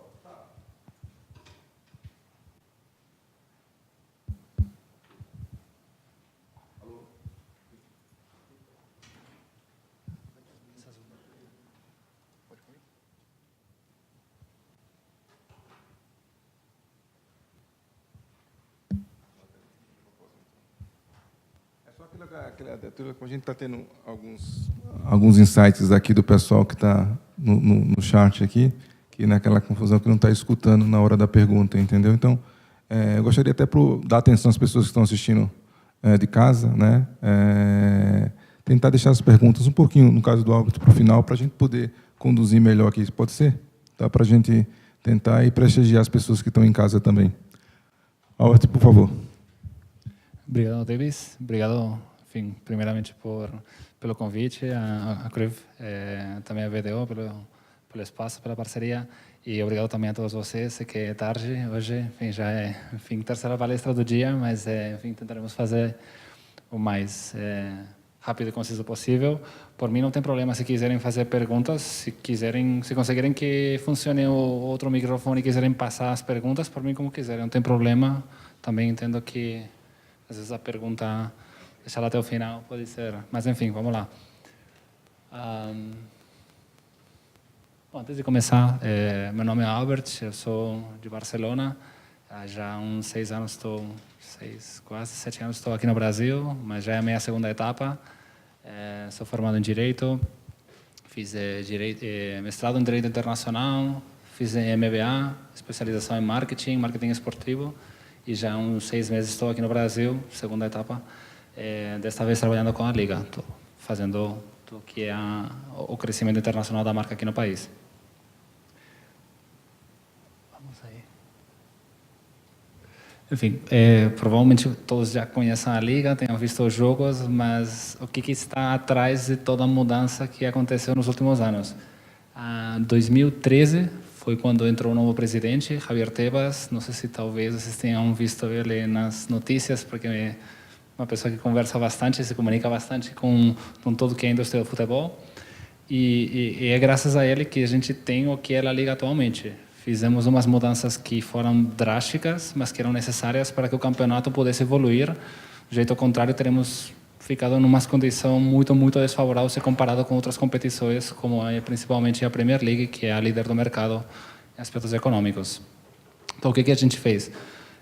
Desenvolvemos o fair play financeiro, introduzimos uma novidade comparada com a UEFA. A UEFA é o que tem um controle do Financial Fair Play a posteriori, você apresenta as contas depois de terminada a temporada. No nosso caso, nós inovamos e fazemos uma análise do orçamento prévio ao campeonato, do jeito que, se eles não nos comprovam que eles têm receita para poder fazer essas despesas, a gente não autoriza a contratação de jogador, a gente não registra o jogador. Desse jeito, se eles não tiverem essa receita, eles nunca vão poder ter a possibilidade de vender jogador para poder cobrir essa despesa. Ou seja, a gente tenta que o futebol seja sustentável, que eles não fiquem se sustentando por venda de jogadores, perdendo capacidade de jogadores e perdendo também desempenho esportivo. Centralização dos direitos de transmissão. Quando eu cheguei aqui, todo mundo comentava espanholização dos direitos de televisão e, nossa, dava... E falava, não, a gente não tem mais isso. Tento explicar, tudo bem, antes sim, Barcelona e Real Madrid, eles podiam negociavam individualmente, eles são as marcas mais potentes internacionalmente, mas a gente percebeu que realmente não era o melhor para a competição. Era o melhor para eles, mas não era o melhor para a competição. E, enfim, depois entrarei um pouquinho mais de detalhe com como isso mudou. E, finalmente, lutamos contra a pirataria e a manipulação de resultados. Todos vocês sabem que uma marca é afetada por notícias positivas e negativas. Se você tem notícias negativas de esse jogo foi manipulado, enfim, não transfere muita segurança, muita confiabilidade no campeonato. E também o aspecto da luta contra a pirataria, o que acontece? Os direitos de televisão são os que mais receita trazem para os clubes. Se você tem muita pirataria, normalmente o operador de televisão vai pagar pouco pelos direitos, porque provavelmente ele não vai ter a chance de poder recuperar esse investimento, porque como não tem tantas pessoas fazendo, por exemplo, a subscrição de televisão paga, ele vai pagar menos. Agora, quando você garante para ele que a pirataria é zero e que o único jeito que tem de assistir o futebol é de forma legal, os direitos de televisão aumentam. Isso faz com que os clubes também recebam mais dinheiro, ou seja, quanto menos pirataria, melhor para os clubes. Enfim, a gente tem trabalhado várias campanhas justamente para conscienciar a população dos efeitos positivos de não assistir jogos de jeito ilegal. Quanto ao Financial Fair Play, agora quando eu estava vendo os dados da dívida dos clubes brasileiros, aqueles 4 que apareciam estavam com uma média de uns 380, 390 milhões de reais, que dá uns 100 milhões de euros. Aqui aparece um pouco a evolução do que tínhamos em 2013. Devíamos mais de 650 milhões de euros para a Fazenda Espanhola. Fizemos um acordo com eles. O futebol na Espanha é diferente daqui do Brasil, realmente é regulado pelo governo espanhol. Então fizemos um acordo e, em troca de fazer os maiores esforços para que os clubes pagassem as dívidas com a Fazenda Espanhola, conseguimos que eles aprovassem a centralização dos direitos de televisão. Desse mesmo jeito, nós conseguimos ter o poder da distribuição dos direitos de televisão aos clubes, garantindo que os clubes paguem as dívidas não só com a Receita Federal Espanhola, mas também estabelecendo planos de recuperação judicial dos clubes que estavam em fase praticamente de falência, para que também eles honrem as dívidas que eles têm com outros credores que não são a Receita Federal Espanhola.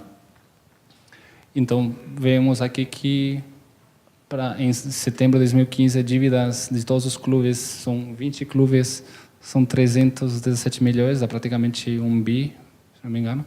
E a previsão é que até 2020 a dívida com a Fazenda Espanhola seja praticamente de só 50 milhões de euros. Então, é positivo para todos. Quanto à centralização dos direitos de televisão, que conversei, 2013 foi quando entrou, a gente tinha muita pirataria, os valores eram de 830 milhões de euros, somando todos os clubes individualmente, e fazendo justamente essa centralização. Foi quando a gente conseguiu dar mais valor à marca da competição e dos clubes, conseguimos chegar até os 1.500 milhões de euros, e esse ano, 2017, terminou a temporada, chegamos até os 1.633 milhões de euros. 1.000 milhões, 1 bilhão, vocês falam, só de receita da televisão nacional na Espanha. Os outros 600 milhões de euros vêm do exterior, de todos os outros países. Para vocês compararem um pouco os valores que recebem dos clubes aqui no Brasil, que praticamente quase tudo é receita brasileira, comparar o que recebem a competição e os clubes do exterior.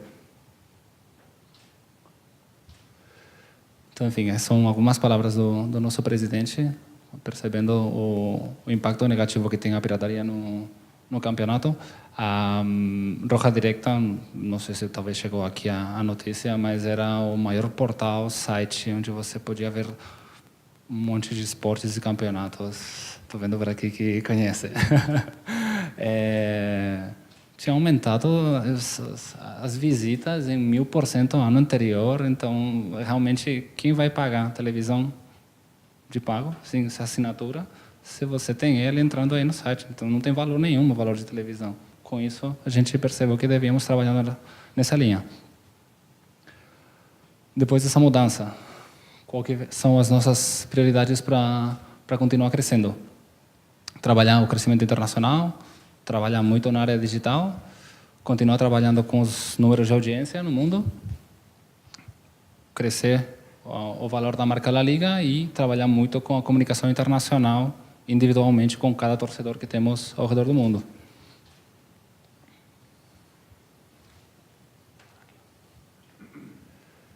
Então, enfim, para crescer internacionalmente, fizemos também um comitê internacional, temos atualmente 9 escritórios internacionais, e desenvolvemos um departamento que chama Liga Global Network, do qual eu formo parte, do qual eu entraria agora um pouquinho mais de detalhe.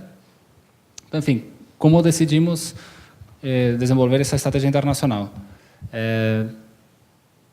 Enfim, você precisa estar presente em todos os países do mundo, não em todos, mas nos principais países do mundo, detectando oportunidades para a Liga e os clubes, ou seja, quando estou aqui, não estou aqui apenas para trabalhar para o campeonato da Liga, mesmo que a minha relação trabalhista é direta com a Liga, mas chegando a qualquer clube, Betis, Barcelona, Deportivo La Coruña, clube que for, precisa fazer algum projeto aqui no país, eles sabem que podem contar conosco. Incrementar o nosso valor da marca, trabalhando muito bem as audiências, fazendo campanhas de marketing global e local, fazendo ativações. Os ambassadors e legends, ambassadors são antigos jogadores que passaram pela liga, como Puyol, como Xavi, Morientes, anteriormente também o Raul, Canuté, Carembé, provavelmente vocês conhecem todos eles bem. Eles são os nossos embaixadores, então sempre que temos um evento internacional onde tem algum jogo mais de exibição, tem alguma apresentação de alguma parceria, tem alguma ativação, eles quase sempre estão presentes, eles agregam mais valor à marca. Essa LFPWCH é a Liga World Challenge Tour, que são os jogos de pré-temporada que os clubes de La Liga realizam no estrangeiro, principalmente Estados Unidos, Sudeste Asiático, nos quais, enfim, apoiamos eles em toda essa presença internacional nesses jogos com times locais, justamente para a expansão da marca dos clubes e de La Liga. Estar muito mais perto dos nossos fãs, estratégia digital é chave, vocês todos conhecem que digital, se você não está presente, não tem exposição, você praticamente é esquecido. Então, temos que trabalhar muito estratégia digital para estar bem perto do nosso torcedor brasileiro. E, finalmente, realizar acordos estratégicos que, enfim, para transmitir justamente esse conhecimento que nós temos. Aqui um pequeno vídeo.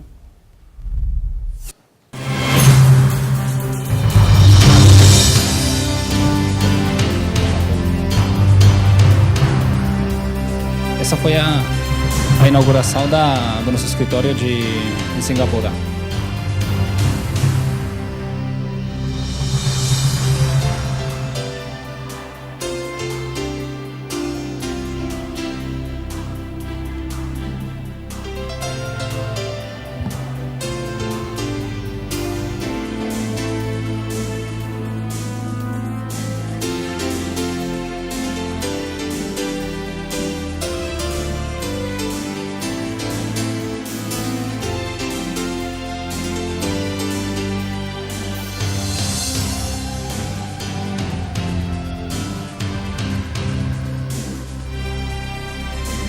Essa aqui foi na África do Sul.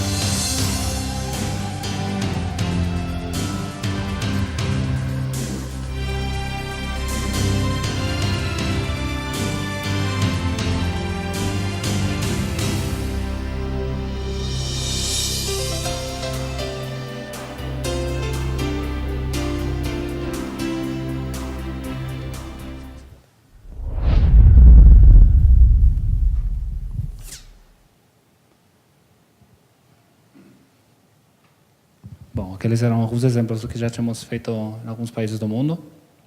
Essa é a presença que temos atualmente de escritórios ao redor do mundo. Chegamos, enfim, vocês veem aí uma certa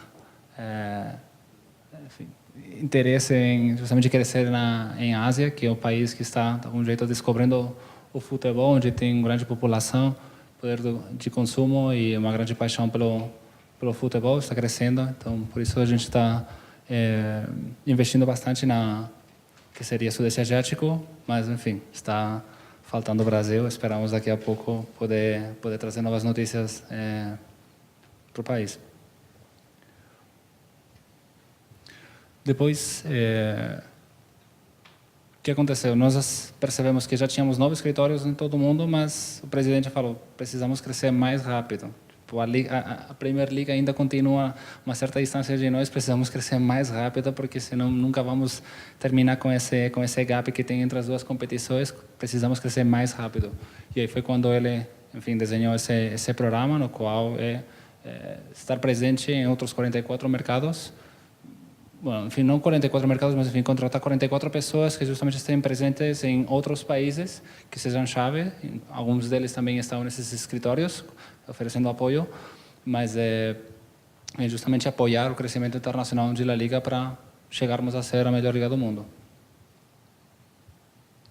Enfim, foi um processo de praticamente umas 13.000 pessoas, e daí, enfim, 57 fomos os finalistas e fizemos a formação, e daí então, já entramos na liga a trabalhar.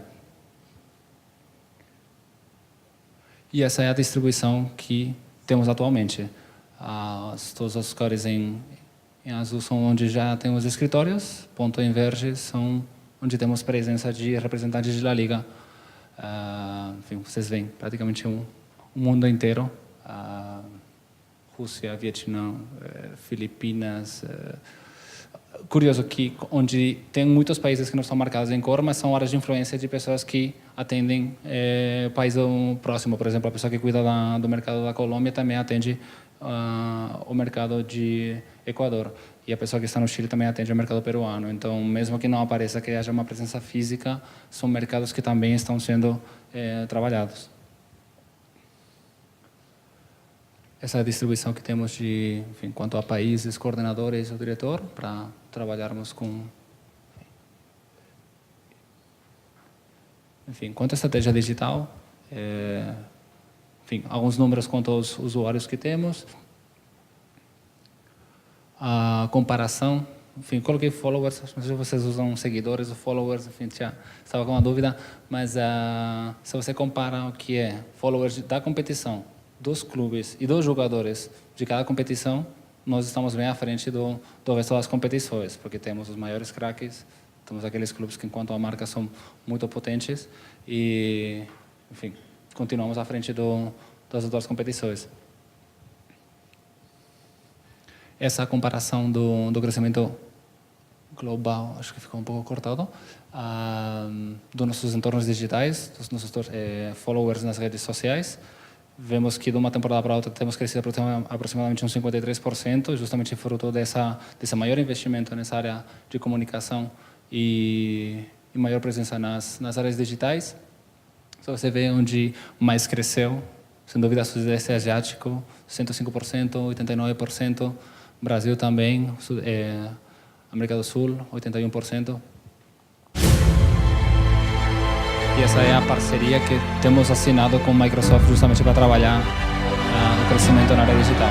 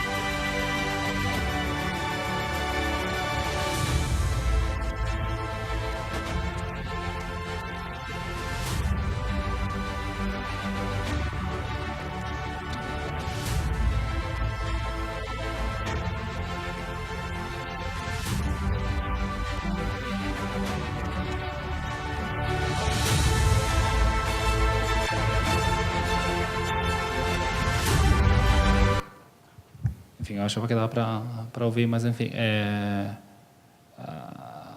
um acordo que nos permite poder trabalhar todas as novas tendências do Big Data, Machine Learning, enfim, a inteligência artificial, justamente fazendo essa captura de metadata dos dados de todas as nossas torcidas, os nossos followers que temos ao redor do mundo, para justamente oferecermos melhores soluções tecnológicas para os nossos torcedores.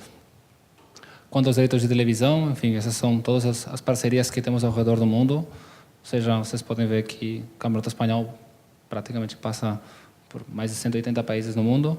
Aqui no Brasil é com a ESPN e Fox, como provavelmente, espero que já saibam, significa que vocês estão assistindo. Quanto à audiência, continuamos crescendo ano após ano, justamente resultado dessas melhoras que vemos realizando, não só aqueles 3 pontos iniciais que mencionei, mas também melhoras de produto, principalmente audiovisual, que faz com que o produto sendo mais atrativo, tendo os melhores jogadores, os melhores clubes, realmente você tem mais interesse por assistir ao campeonato.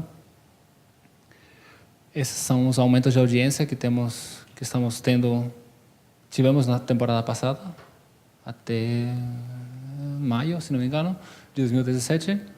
Ásia, como vocês veem, é a região dos Estados Unidos também que mais está crescendo. O soccer, vocês conhecem bem, futebol nos Estados Unidos está crescendo muito. E esse é um vídeo com as melhores audiovisuais que a gente está aplicando esse ano. Não sei se ativa.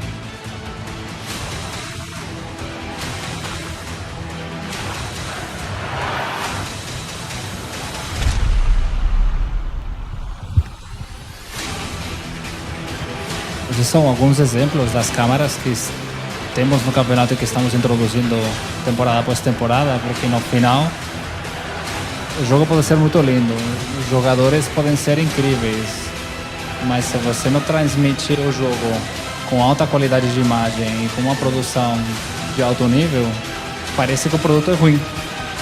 E na verdade o produto não é ruim, mas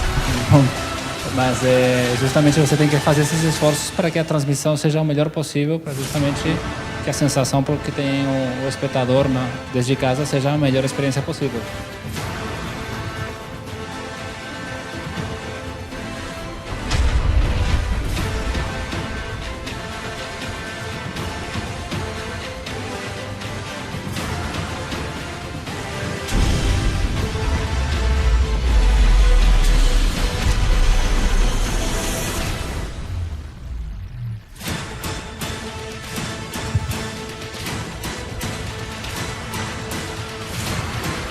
Como vocês viram, aparecia a questão do cuidado do gramado e das luzes, porque para nós é muito importante que justamente a imagem visual que tem do estádio seja a mesma do estádio para estádio, que não mude a cor do gramado, que não hajam pedaços diferentes, que a imagem que aparece de luz não tenha mais intensidade em outro estádio, apareça que está mais escuro, né? Como se não tivesse potência.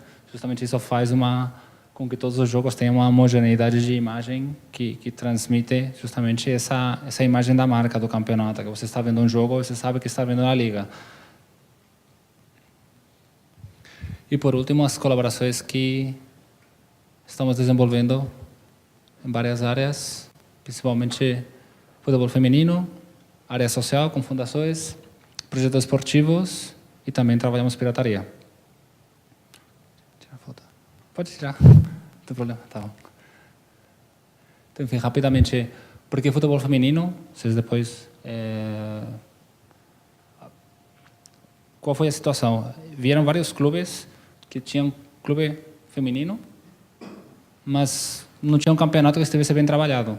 E eles chegaram e disseram, olha, a marca do clube é a mesma, por que a gente não vai trabalhar o campeonato feminino? Aí foi quando, enfim, desenvolvemos um departamento próprio de futebol feminino.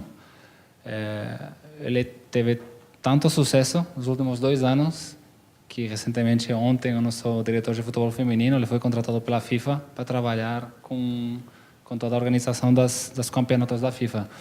Mas a gente percebeu que a marca sendo a mesma, por que a gente não poderia dar um trato com a mesma qualidade de produto que a gente faz para o campeonato masculino?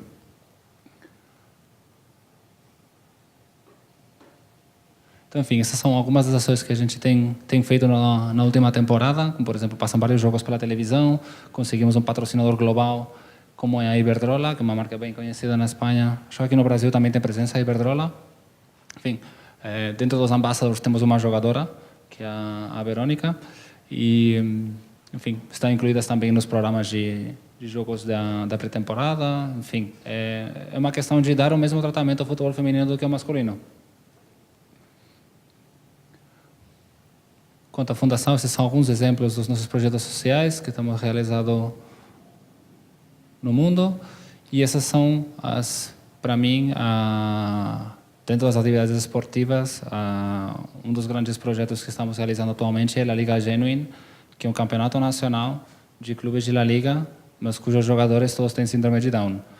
Então, é uma iniciativa que essa é a primeira temporada que estamos organizando ela. Esse fim de semana haverá a segunda rodada. Então, enfim, são valores totalmente diferentes.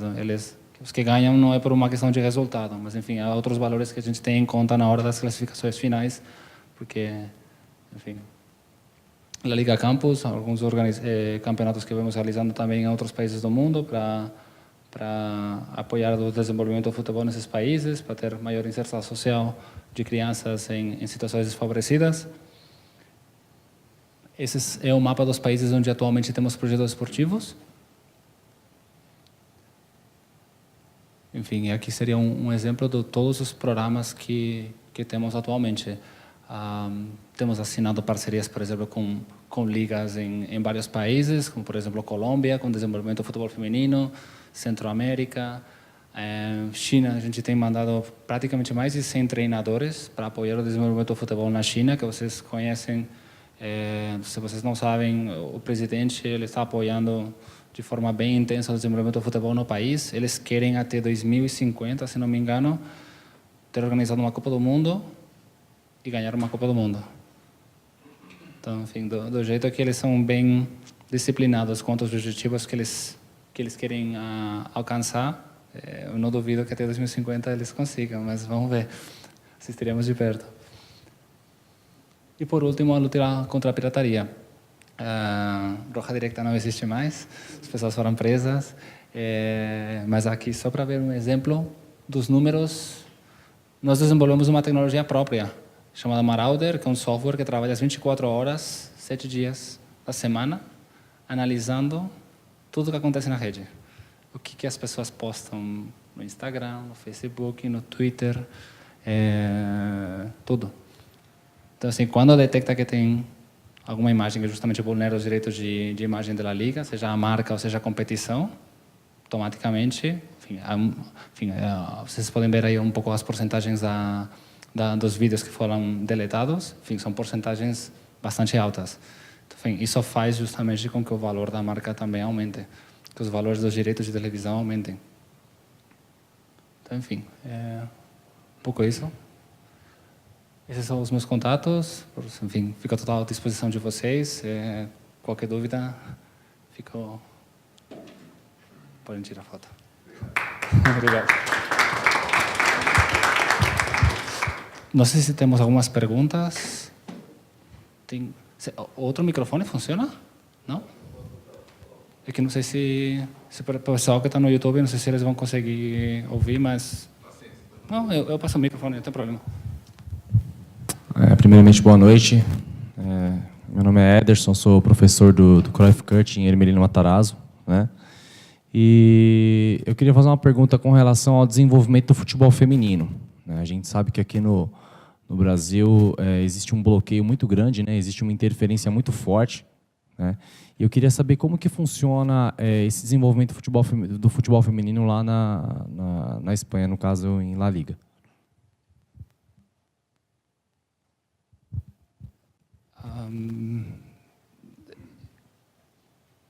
É curioso porque se você pega a legislação, o futebol feminino não é considerado profissional, mas para nós é um esporte profissional, mais como qualquer, enfim, como poderia ser o futebol masculino. Então, na Espanha, acho que culturalmente, se comparado com o Brasil, existe uma cultura um pouco mais aberta a aceitar que a mulher possa jogar futebol. Então, já mais de 15, 20 anos atrás, minha irmã, tem uma irmã gêmea, ela, total liberdade, falou, olha, eu quero jogar futebol no time do bairro. Tinha time, não havia nenhum tipo de problema de, uma mulher está jogando futebol, não tem problema nenhum, tem times, tem demanda e tem oferta, enfim, tem quadras. Então, justamente, quanto maior a disponibilidade de opções que tem as mulheres de poder praticar esporte, melhor. Isso faz com que sintam que isso é natural. Então, enfim, já tínhamos os clubes, mas o que faltava era dar para elas, sabe, a embalagem de esse campeonato tem valor. Esse campeonato de futebol feminino tem o mesmo valor que o masculino. Então, aí foi quando nós entramos com toda a transformação da imagem, do patrocinador, comunicação digital, transmissão de TV. Isso faz dar valor ao futebol feminino. Esse foi o jeito que nós fizemos, tudo que a gente fez para justamente que o espectador não visse esse esporte como uma coisa amadora, mas que com todo o valor que tem, como um esporte também profissional.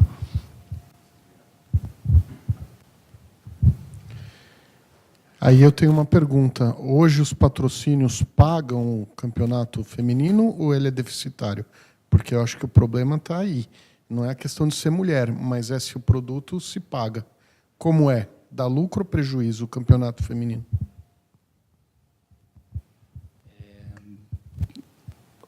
Quando a Liga decidiu apoiar o futebol feminino, nós fizemos a proposta para a Iberdrola e dissemos, olha, tudo que você investir no campeonato, nós investiremos o mesmo valor. Então, eles decidiram pagar 5 milhões de euros e nós entramos com outros 5 milhões. É diferente você dizer para uma marca que tudo que vai ser feito no campeonato vai ser só com o aporte econômico deles, a dizer, não, mas o investimento global vai ser o dobro, tá? Porque nós vamos colocar também. Então, tudo que você colocar, nós colocamos o mesmo valor. Isso faz com que nossa, a marca percebe de eu vou ser tratado bem, eles vão fazer todos os esforços possíveis para que o retorno do meu investimento seja maior.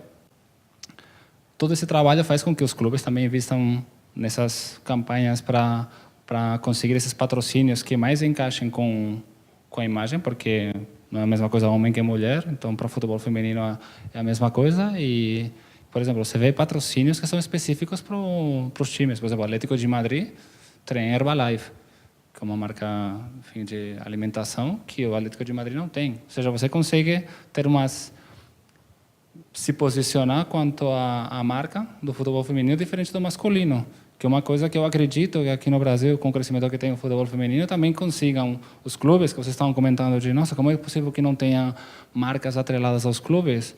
Provavelmente com maior presença, não com maior presença, mas quer dizer que tendo clubes femininos, provavelmente os clubes têm a opção de ter mais marcas com as quais se associarem do que as típicas que estão alinhadas de algum jeito com o público só masculino. Vão ser, estou chutando, Risqué, vai ter marcas que normalmente se associam a mulher que sejam presentes em clubes, não sei, como o Santos ou como... Então, enfim, é justamente trabalhar essa área, tem que trabalhar e conseguir esses patrocínios, mas eu não tenho os números agora mesmo se é deficitário ou não, mas trabalhamos para que justamente haja essa sustentabilidade do campeonato. Imagina. Bob, eu tenho duas perguntas. A primeira, a Liga é uma entidade independente ou tem ligação com a Federação Espanhola de Futebol? Como é que é essa? E a segunda pergunta, como é que são divididos? Quer dizer, eu entendo que a Liga é que faz a captação do naming rights do campeonato, e como é que são as negociações das cotas de TV? São diretamente com os clubes ou através da Liga? Como é que funciona a Liga, assim, enfim? A Liga foi criada por decisão do governo espanhol. Foi criada é uma espécie de decisão da Federação Espanhola, ou seja, nós nos responsabilizamos por tudo que é o futebol profissional, que é primeira e segunda divisão, que a gente chama de La Liga Santander e La Liga 1, 2, 3, que é o produto financeiro que tem o Santander. O que é seleção e o que é de segunda B, que é o equivalente a uma Série C brasileira, até a categoria mais baixa que tem dentro do futebol nacional, isso é responsabilidade da Federação Espanhola. Porém, dentro do que é a Liga, não tudo é gerenciado pela Liga. Os juízes vêm da Federação Espanhola. O calendário é feito a duas mãos com a Federação Espanhola e a Liga. Enfim, essa é um pouco a diferença entre... Nós não somos a federação. Tem... aqui no Brasil, que tem uma única entidade que faz tudo, que faz o campeonato e faz a seleção, que é a CBF. Mas nós temos essa separação, como também acontece com, enfim, Inglaterra, na França, tem outros países que têm essa separação entre quem cuida da seleção e o futebol que não é considerado profissional e aquela entidade que apenas trabalha para melhorar o produto do futebol profissional. Quanto às cotas de televisão, quem faz a negociação somos nós. Eu apenas um interlocutor que facilita muito a negociação com cada televisão no mundo. Aliás, tem algumas televisões que têm presença em vários países, ainda facilita mais. Por exemplo, na África do Sul tem a Super Sport, que tem presença em vários países da África, e apenas um interlocutor para fechar um acordo de vários países. Depois, o que sim temos é um critério de distribuição totalmente transparente, como tem, por exemplo, a Premier League, tem a Bundesliga, na qual você estabelece 50% dividido por igual entre todos os clubes, outro 25% você distribui em função de qual que foi a sua posição média nos últimos 5 anos, ou seja, se você ficou sempre nas tabelas de cima, enfim, vai ter uma porcentagem um pouquinho maior dos que ficaram normalmente na média nas tabelas mais abaixo, e depois outro 25% depende mais de, enfim, como você trabalhou o engajamento com sua torcida, você conseguiu bons números de assistência ao estádio. Enfim, são esses detalhes. Não sei se vocês viram, uns meses atrás apareceu uma notícia, até eu vi que aqui deu bastante, que a Liga tinha multado o Celta de Vigo por não encher o estádio. E vários jornalistas brasileiros fizeram menção a isso, porque, enfim, quando você está vendo o jogo para qualquer país do mundo. E na transmissão você vê o estádio, o gramado, mas na arquibancada você não vê pessoas sentadas. O que você pensa? Que o produto é ruim. Então, assim, se o estádio não está cheio, qual que é o problema? Está caro o ingresso? Abaixa o ingresso. Ou trabalha melhor todas as campanhas de venda de ingresso. A responsabilidade é sua. Agora, eu quero ter um produto de alta qualidade. Então, você também tem que trabalhar para isso. Se você não está trabalhando, aí foi quando a Liga fez... Enfim, não gostamos de multar os clubes, porque justamente a gente quer que tenha a maior receita possível. Mas enfim, a gente trabalha com eles, mas temos uma posição firme do que tem que ser feito para o bem do campeonato e dos clubes.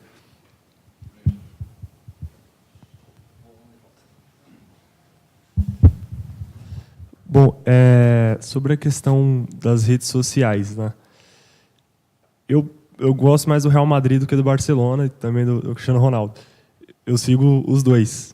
E ali no gráfico mostra que o Real Madrid e o Barcelona, juntos, eles são os mais seguidos dos clubes.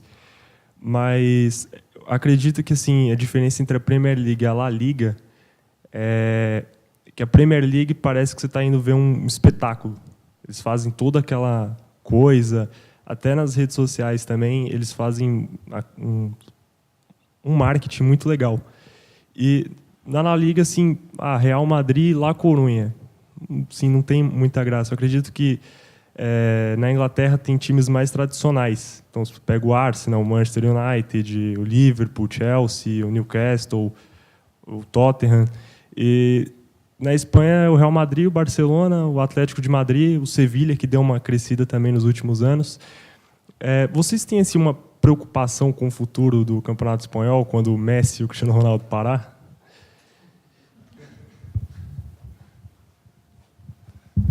Claro, totalmente.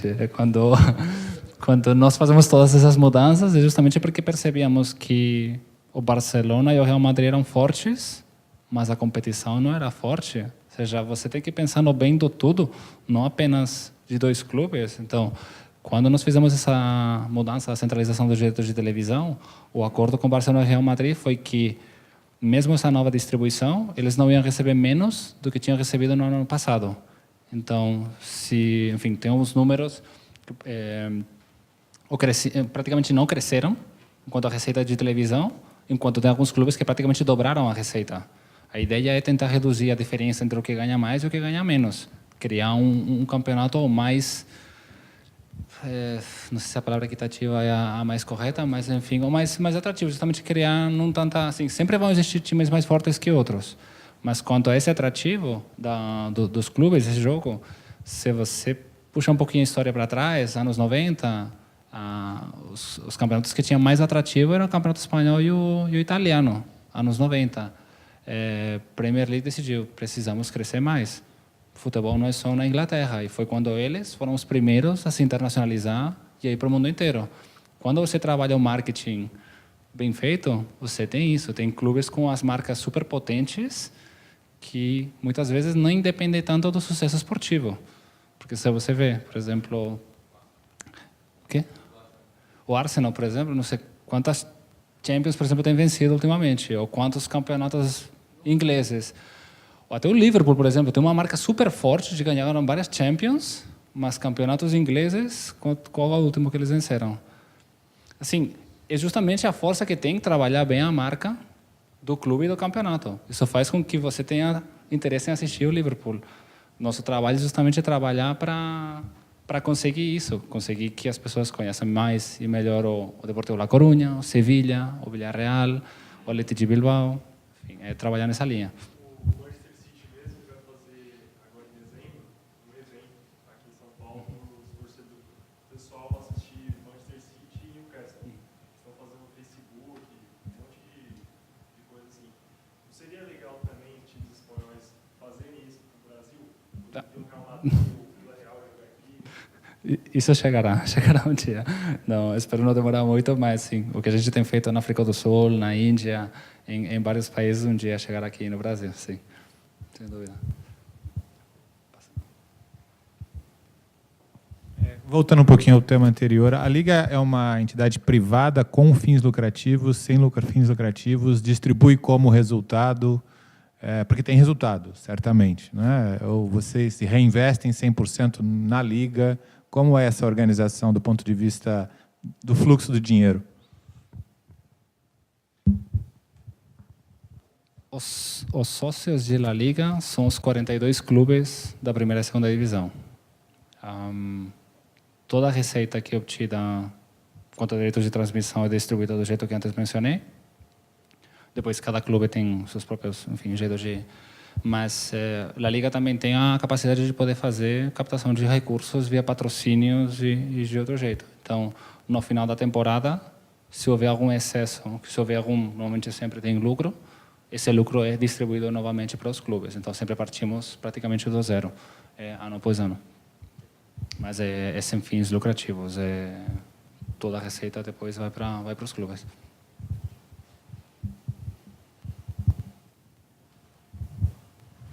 Roberto, boa noite. Duas questões. Um dos vídeos promocionais mostrou que na Índia e na China era apenas chamado como La Liga, não aparecia o nome Santander. Queria saber se ele é uma marca mundial ou regional, como é muito comum, né, os times fazerem isso, patrocínios regionais. Daí, aproveitando só essa linha, agora também adotaram uma tipografia única, como é feito na Inglaterra, né, com todos os países. E nesse momento delicado que passou a Espanha ultimamente, o Barcelona tinha até na tipografia muito a imagem, né, aumentando cada vez mais o turismo, e tinha em sua tipografia a numeração, tudo isso. Gerou algum problema, alguma mudança nesse sentido? E o próprio Santander, a marca. É isso. Obrigado. A diferença entre La Liga e La Liga Santander é que a marca La Liga é a instituição. É como se você falasse CBF. Então, La Liga é a entidade que regula e que de algum jeito organiza o que seria o Campeonato Espanhol. La Liga Santander é o nome da competição, equivalente a uma Série A brasileira. Essa é a diferença. O fato de usar ou não o patrocinador é em função também de qual é o acordo que tem sido feito com esse patrocinador para esse evento ou para essa região. Por exemplo, talvez se era na Índia, o Santander talvez não tenha presença. Se for algum evento aqui no Brasil, muito provavelmente sim que haverá presença do Santander. Faz todo sentido porque o Santander tem presença aqui no país. E quanto aos números, enfim, forma parte da estratégia de homogeneização da marca e da imagem que percebemos que na Premier League fazia todo sentido e que nós também devíamos fazer. No final das contas, quando você não está na posição de liderança, você tem que absorver o que tem de melhor no mercado. Isso acontece em todas as indústrias do mundo, né? Mas, enfim, os clubes entenderam que era necessário fazer isso. Mas, por exemplo, se não me engano, acho que na Champions League os clubes têm a opção de eles usarem a numeração que eles querem. Se não me engano, acho que o Atlético de Madrid ele usa uma numeração diferente.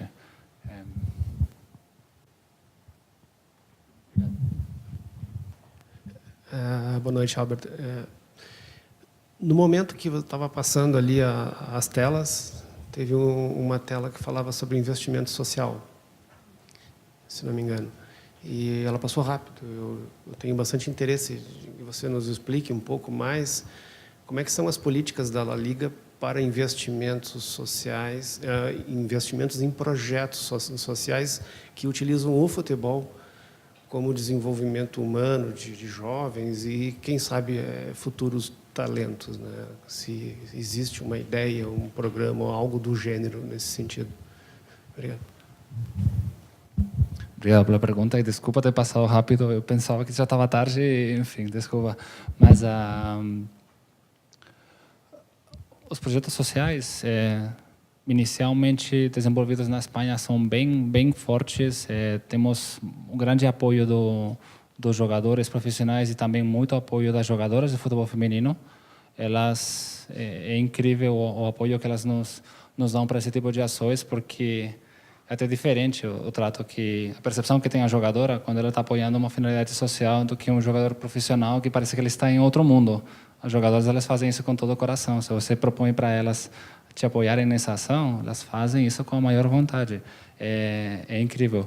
Então, tem projetos desde inclusão social, formação, principalmente no que é a questão dos valores do torcedor.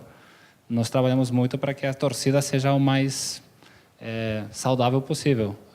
Eu percebo que em outras, enfim, que não evitar que seria toda a questão relacionada com violência no futebol, por exemplo.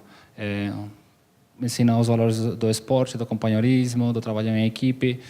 São todos esses trabalhos que fazemos não só na Espanha, mas também em outros países. Então, a imagem que você viu daquele vídeo em Soweto é o equivalente a uma favela em Johannesburgo. Enfim, também trazer esperança para as famílias e para as crianças através do futebol. O futebol é esperança pura. Não tem, você vê incrível número de jogadores da seleção brasileira, quantos saíram de situações econômicas totalmente desfavoráveis. Então, quantas escolas de futebol? Tem tanto escolas que são com a função social, como aquelas escolas que são feitas com alguns parceiros que eles querem explorar mais uma função mais comercial.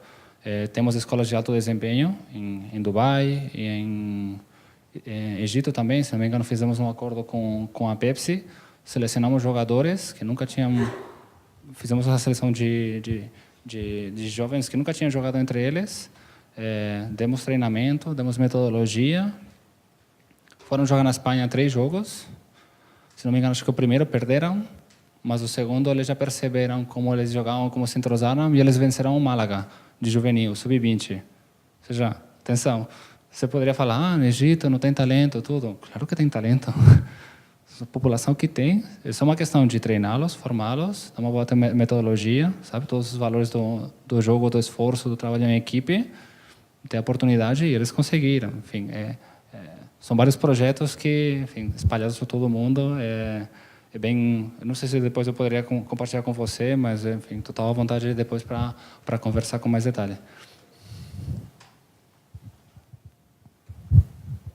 Houve alguma discussão interna ou como que a La Liga lida com a possibilidade de independência da Catalunha?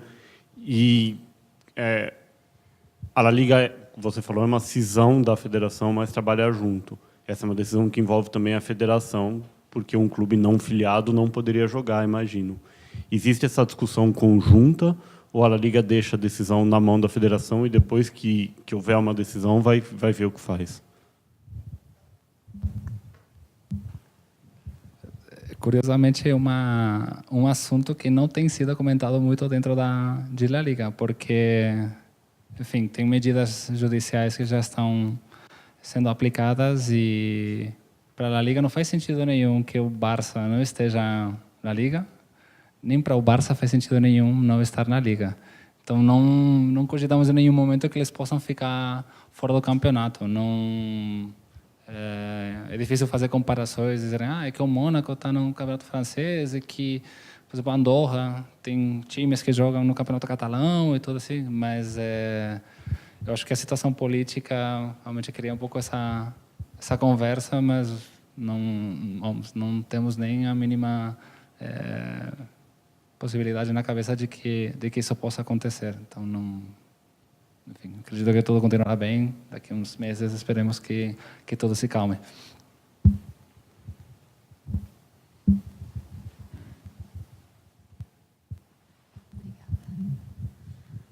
Boa noite. A minha dúvida é se, com a saída do Neymar do futebol espanhol, isso gerou alguma preocupação com vocês em relação à perda de mercado brasileiro? Em caso de resposta positiva, quais as medidas para retomar esse mercado?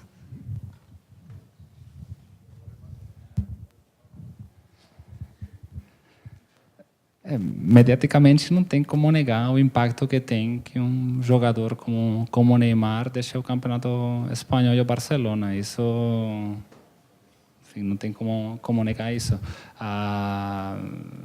Acredito que muitos brasileiros que o que fazem é seguem o jogador e não seguem o time, eles vão acompanhar o jogador, mas tem outros que seguiram a competição e seguiram o Barcelona por muitos anos, por X motivos, talvez pela história de tantos brasileiros, pelos títulos que tem, que eles continuarão acompanhando o Barcelona. Isso provavelmente não muda, depende um pouco do perfil do torcedor. E quanto a quais são as ações, pois justamente todos esses trabalhos de comunicação digital com vocês, enfim, de conhecer melhor o torcedor, oferecer esse tipo de experiências, oferecer toda uma série de iniciativas que façam com que vocês se sintam mais engajados com o campeonato espanhol e que esse tipo de transferências, de fatos, não afetem. Mas isso, saiu o Neymar, o Dembélé não é, mediaticamente comparando, a mesma coisa, mas, enfim, o Barcelona e o Real Madrid e todos os clubes sempre vão continuar trabalhando para que ter os melhores jogadores, isso faça com que tenham os melhores resultados, isso é justamente o que faz também atrair a atenção do torcedor. Boa noite. Só queria enfatizar um pouquinho aquele assunto da responsabilidade social.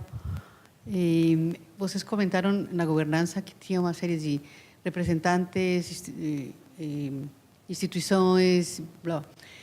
Toda essa governança que vocês têm na Espanha, vocês colocam nessas instituições também nos países? A gente encontraria esse tipo de apoio para projetos sociais nos países que vocês têm esse tipo de presença?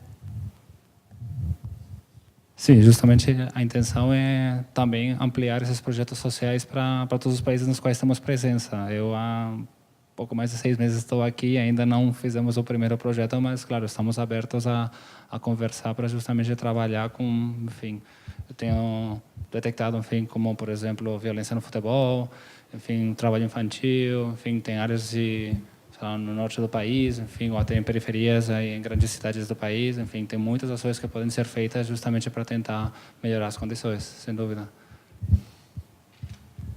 Mais alguém?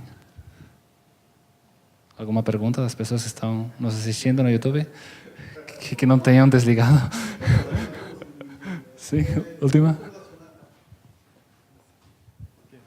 Bom, eu estou relacionado à área dos jogos eletrônicos, né, os esportes. E tem uma liga, a Espanha tem uma das ligas mais conhecidas, que é a VFO, né, que é a Virtual Futebol. Eu queria saber se vocês já estão vendo, se atentando sobre isso, sobre essas novas mídias, porque os clubes já têm, e são os clubes assim do segundo escalão, mas estão vendo oportunidades dentro desse meio. Queria saber se você já estão envolvidos, a própria La Liga, vendo algum projeto sobre isso. Obrigado. Obrigado pela pergunta. É um assunto um pouco complicado, porque tudo é uma questão tão nova que até internamente a gente está discutindo como que a gente tem que trabalhar com esse assunto. Ou seja, qual é a nossa presença como competição, dentro de uma competição de esportes eletrônicos que talvez nem sejam todos os clubes tenham time próprio. Quem desenvolve o videogame não somos nós. Ou seja, você tem aí toda uma situação de como você encaixa dentro desse cenário. Um cenário totalmente diferente. O nosso é futebol físico. Como você encaixa isso? E de que jeito a gente entra e colabora com os principais players do mercado para justamente atingir também esse público mais millennial que gosta de jogar? Sim, exatamente. Mas, enfim, é uma área com a qual trabalharemos futuramente. Espero, enfim, assim que se defina um pouco como a gente trabalhará, poder trazer mais notícias para vocês. Mais alguém? Não? Tranquilo. Tá bom. Pessoal, boa noite. Obrigado aí.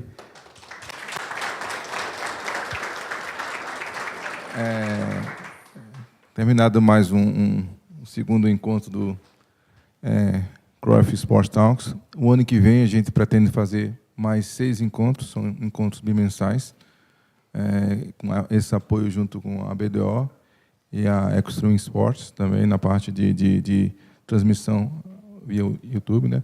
Hoje é interessante a gente entender um pouco o que foi comentado aqui, né? A gente falou um pouco do valor das marcas, sobretudo dos clubes brasileiros, e agora a gente falou de uma experiência da La Liga, né? E como a gente entender esse conceito, né? Como a gente trabalha, a gente vai pegar um resumo do que foi discutido hoje aqui, a gente fala em 2 temas muito importantes: a questão da gestão e a questão da governança, né? E como se fazer um trabalho atingindo todas as mídias, seja elas digitais, jornais, de valorizar a marca. Então, não é à toa que ela liga hoje, em relação até a outras ligas, como ela vem crescendo também, né? Não só pelos jogadores, pelos times, mas assim, o trabalho que é feito por isso tudo, né? Então, o objetivo aqui do Cruyff Sports Talk, através do Johan Cruyff Institute, é trazer essas experiências, esses cases, que servem de aprendizado para todos nós, né? E junto com a BDO, a gente desenvolver isso durante o ano e contribuir para a formação da nova geração de líderes em gestão esportiva, que é a missão do Instituto Cruyff nesse aspecto aí. Então, assim, muito obrigado pela presença de vocês, ao pessoal que está nos assistindo também em casa, nos bares, onde for, né? Essa oportunidade de estar junto e discutindo. Esse é um dos nossos objetivos aqui, enquanto representantes da instituição Nova Cruyff. Eu queria chamar o Albert, mais uma vez também o Pedro e também o Roberto, para que a gente... São os parceiros desse evento de hoje, por gentileza. Queria dar uma salva de palmas para todos eles. E para a equipe também que está fazendo um trabalho excelente. Obrigado e até o ano que vem.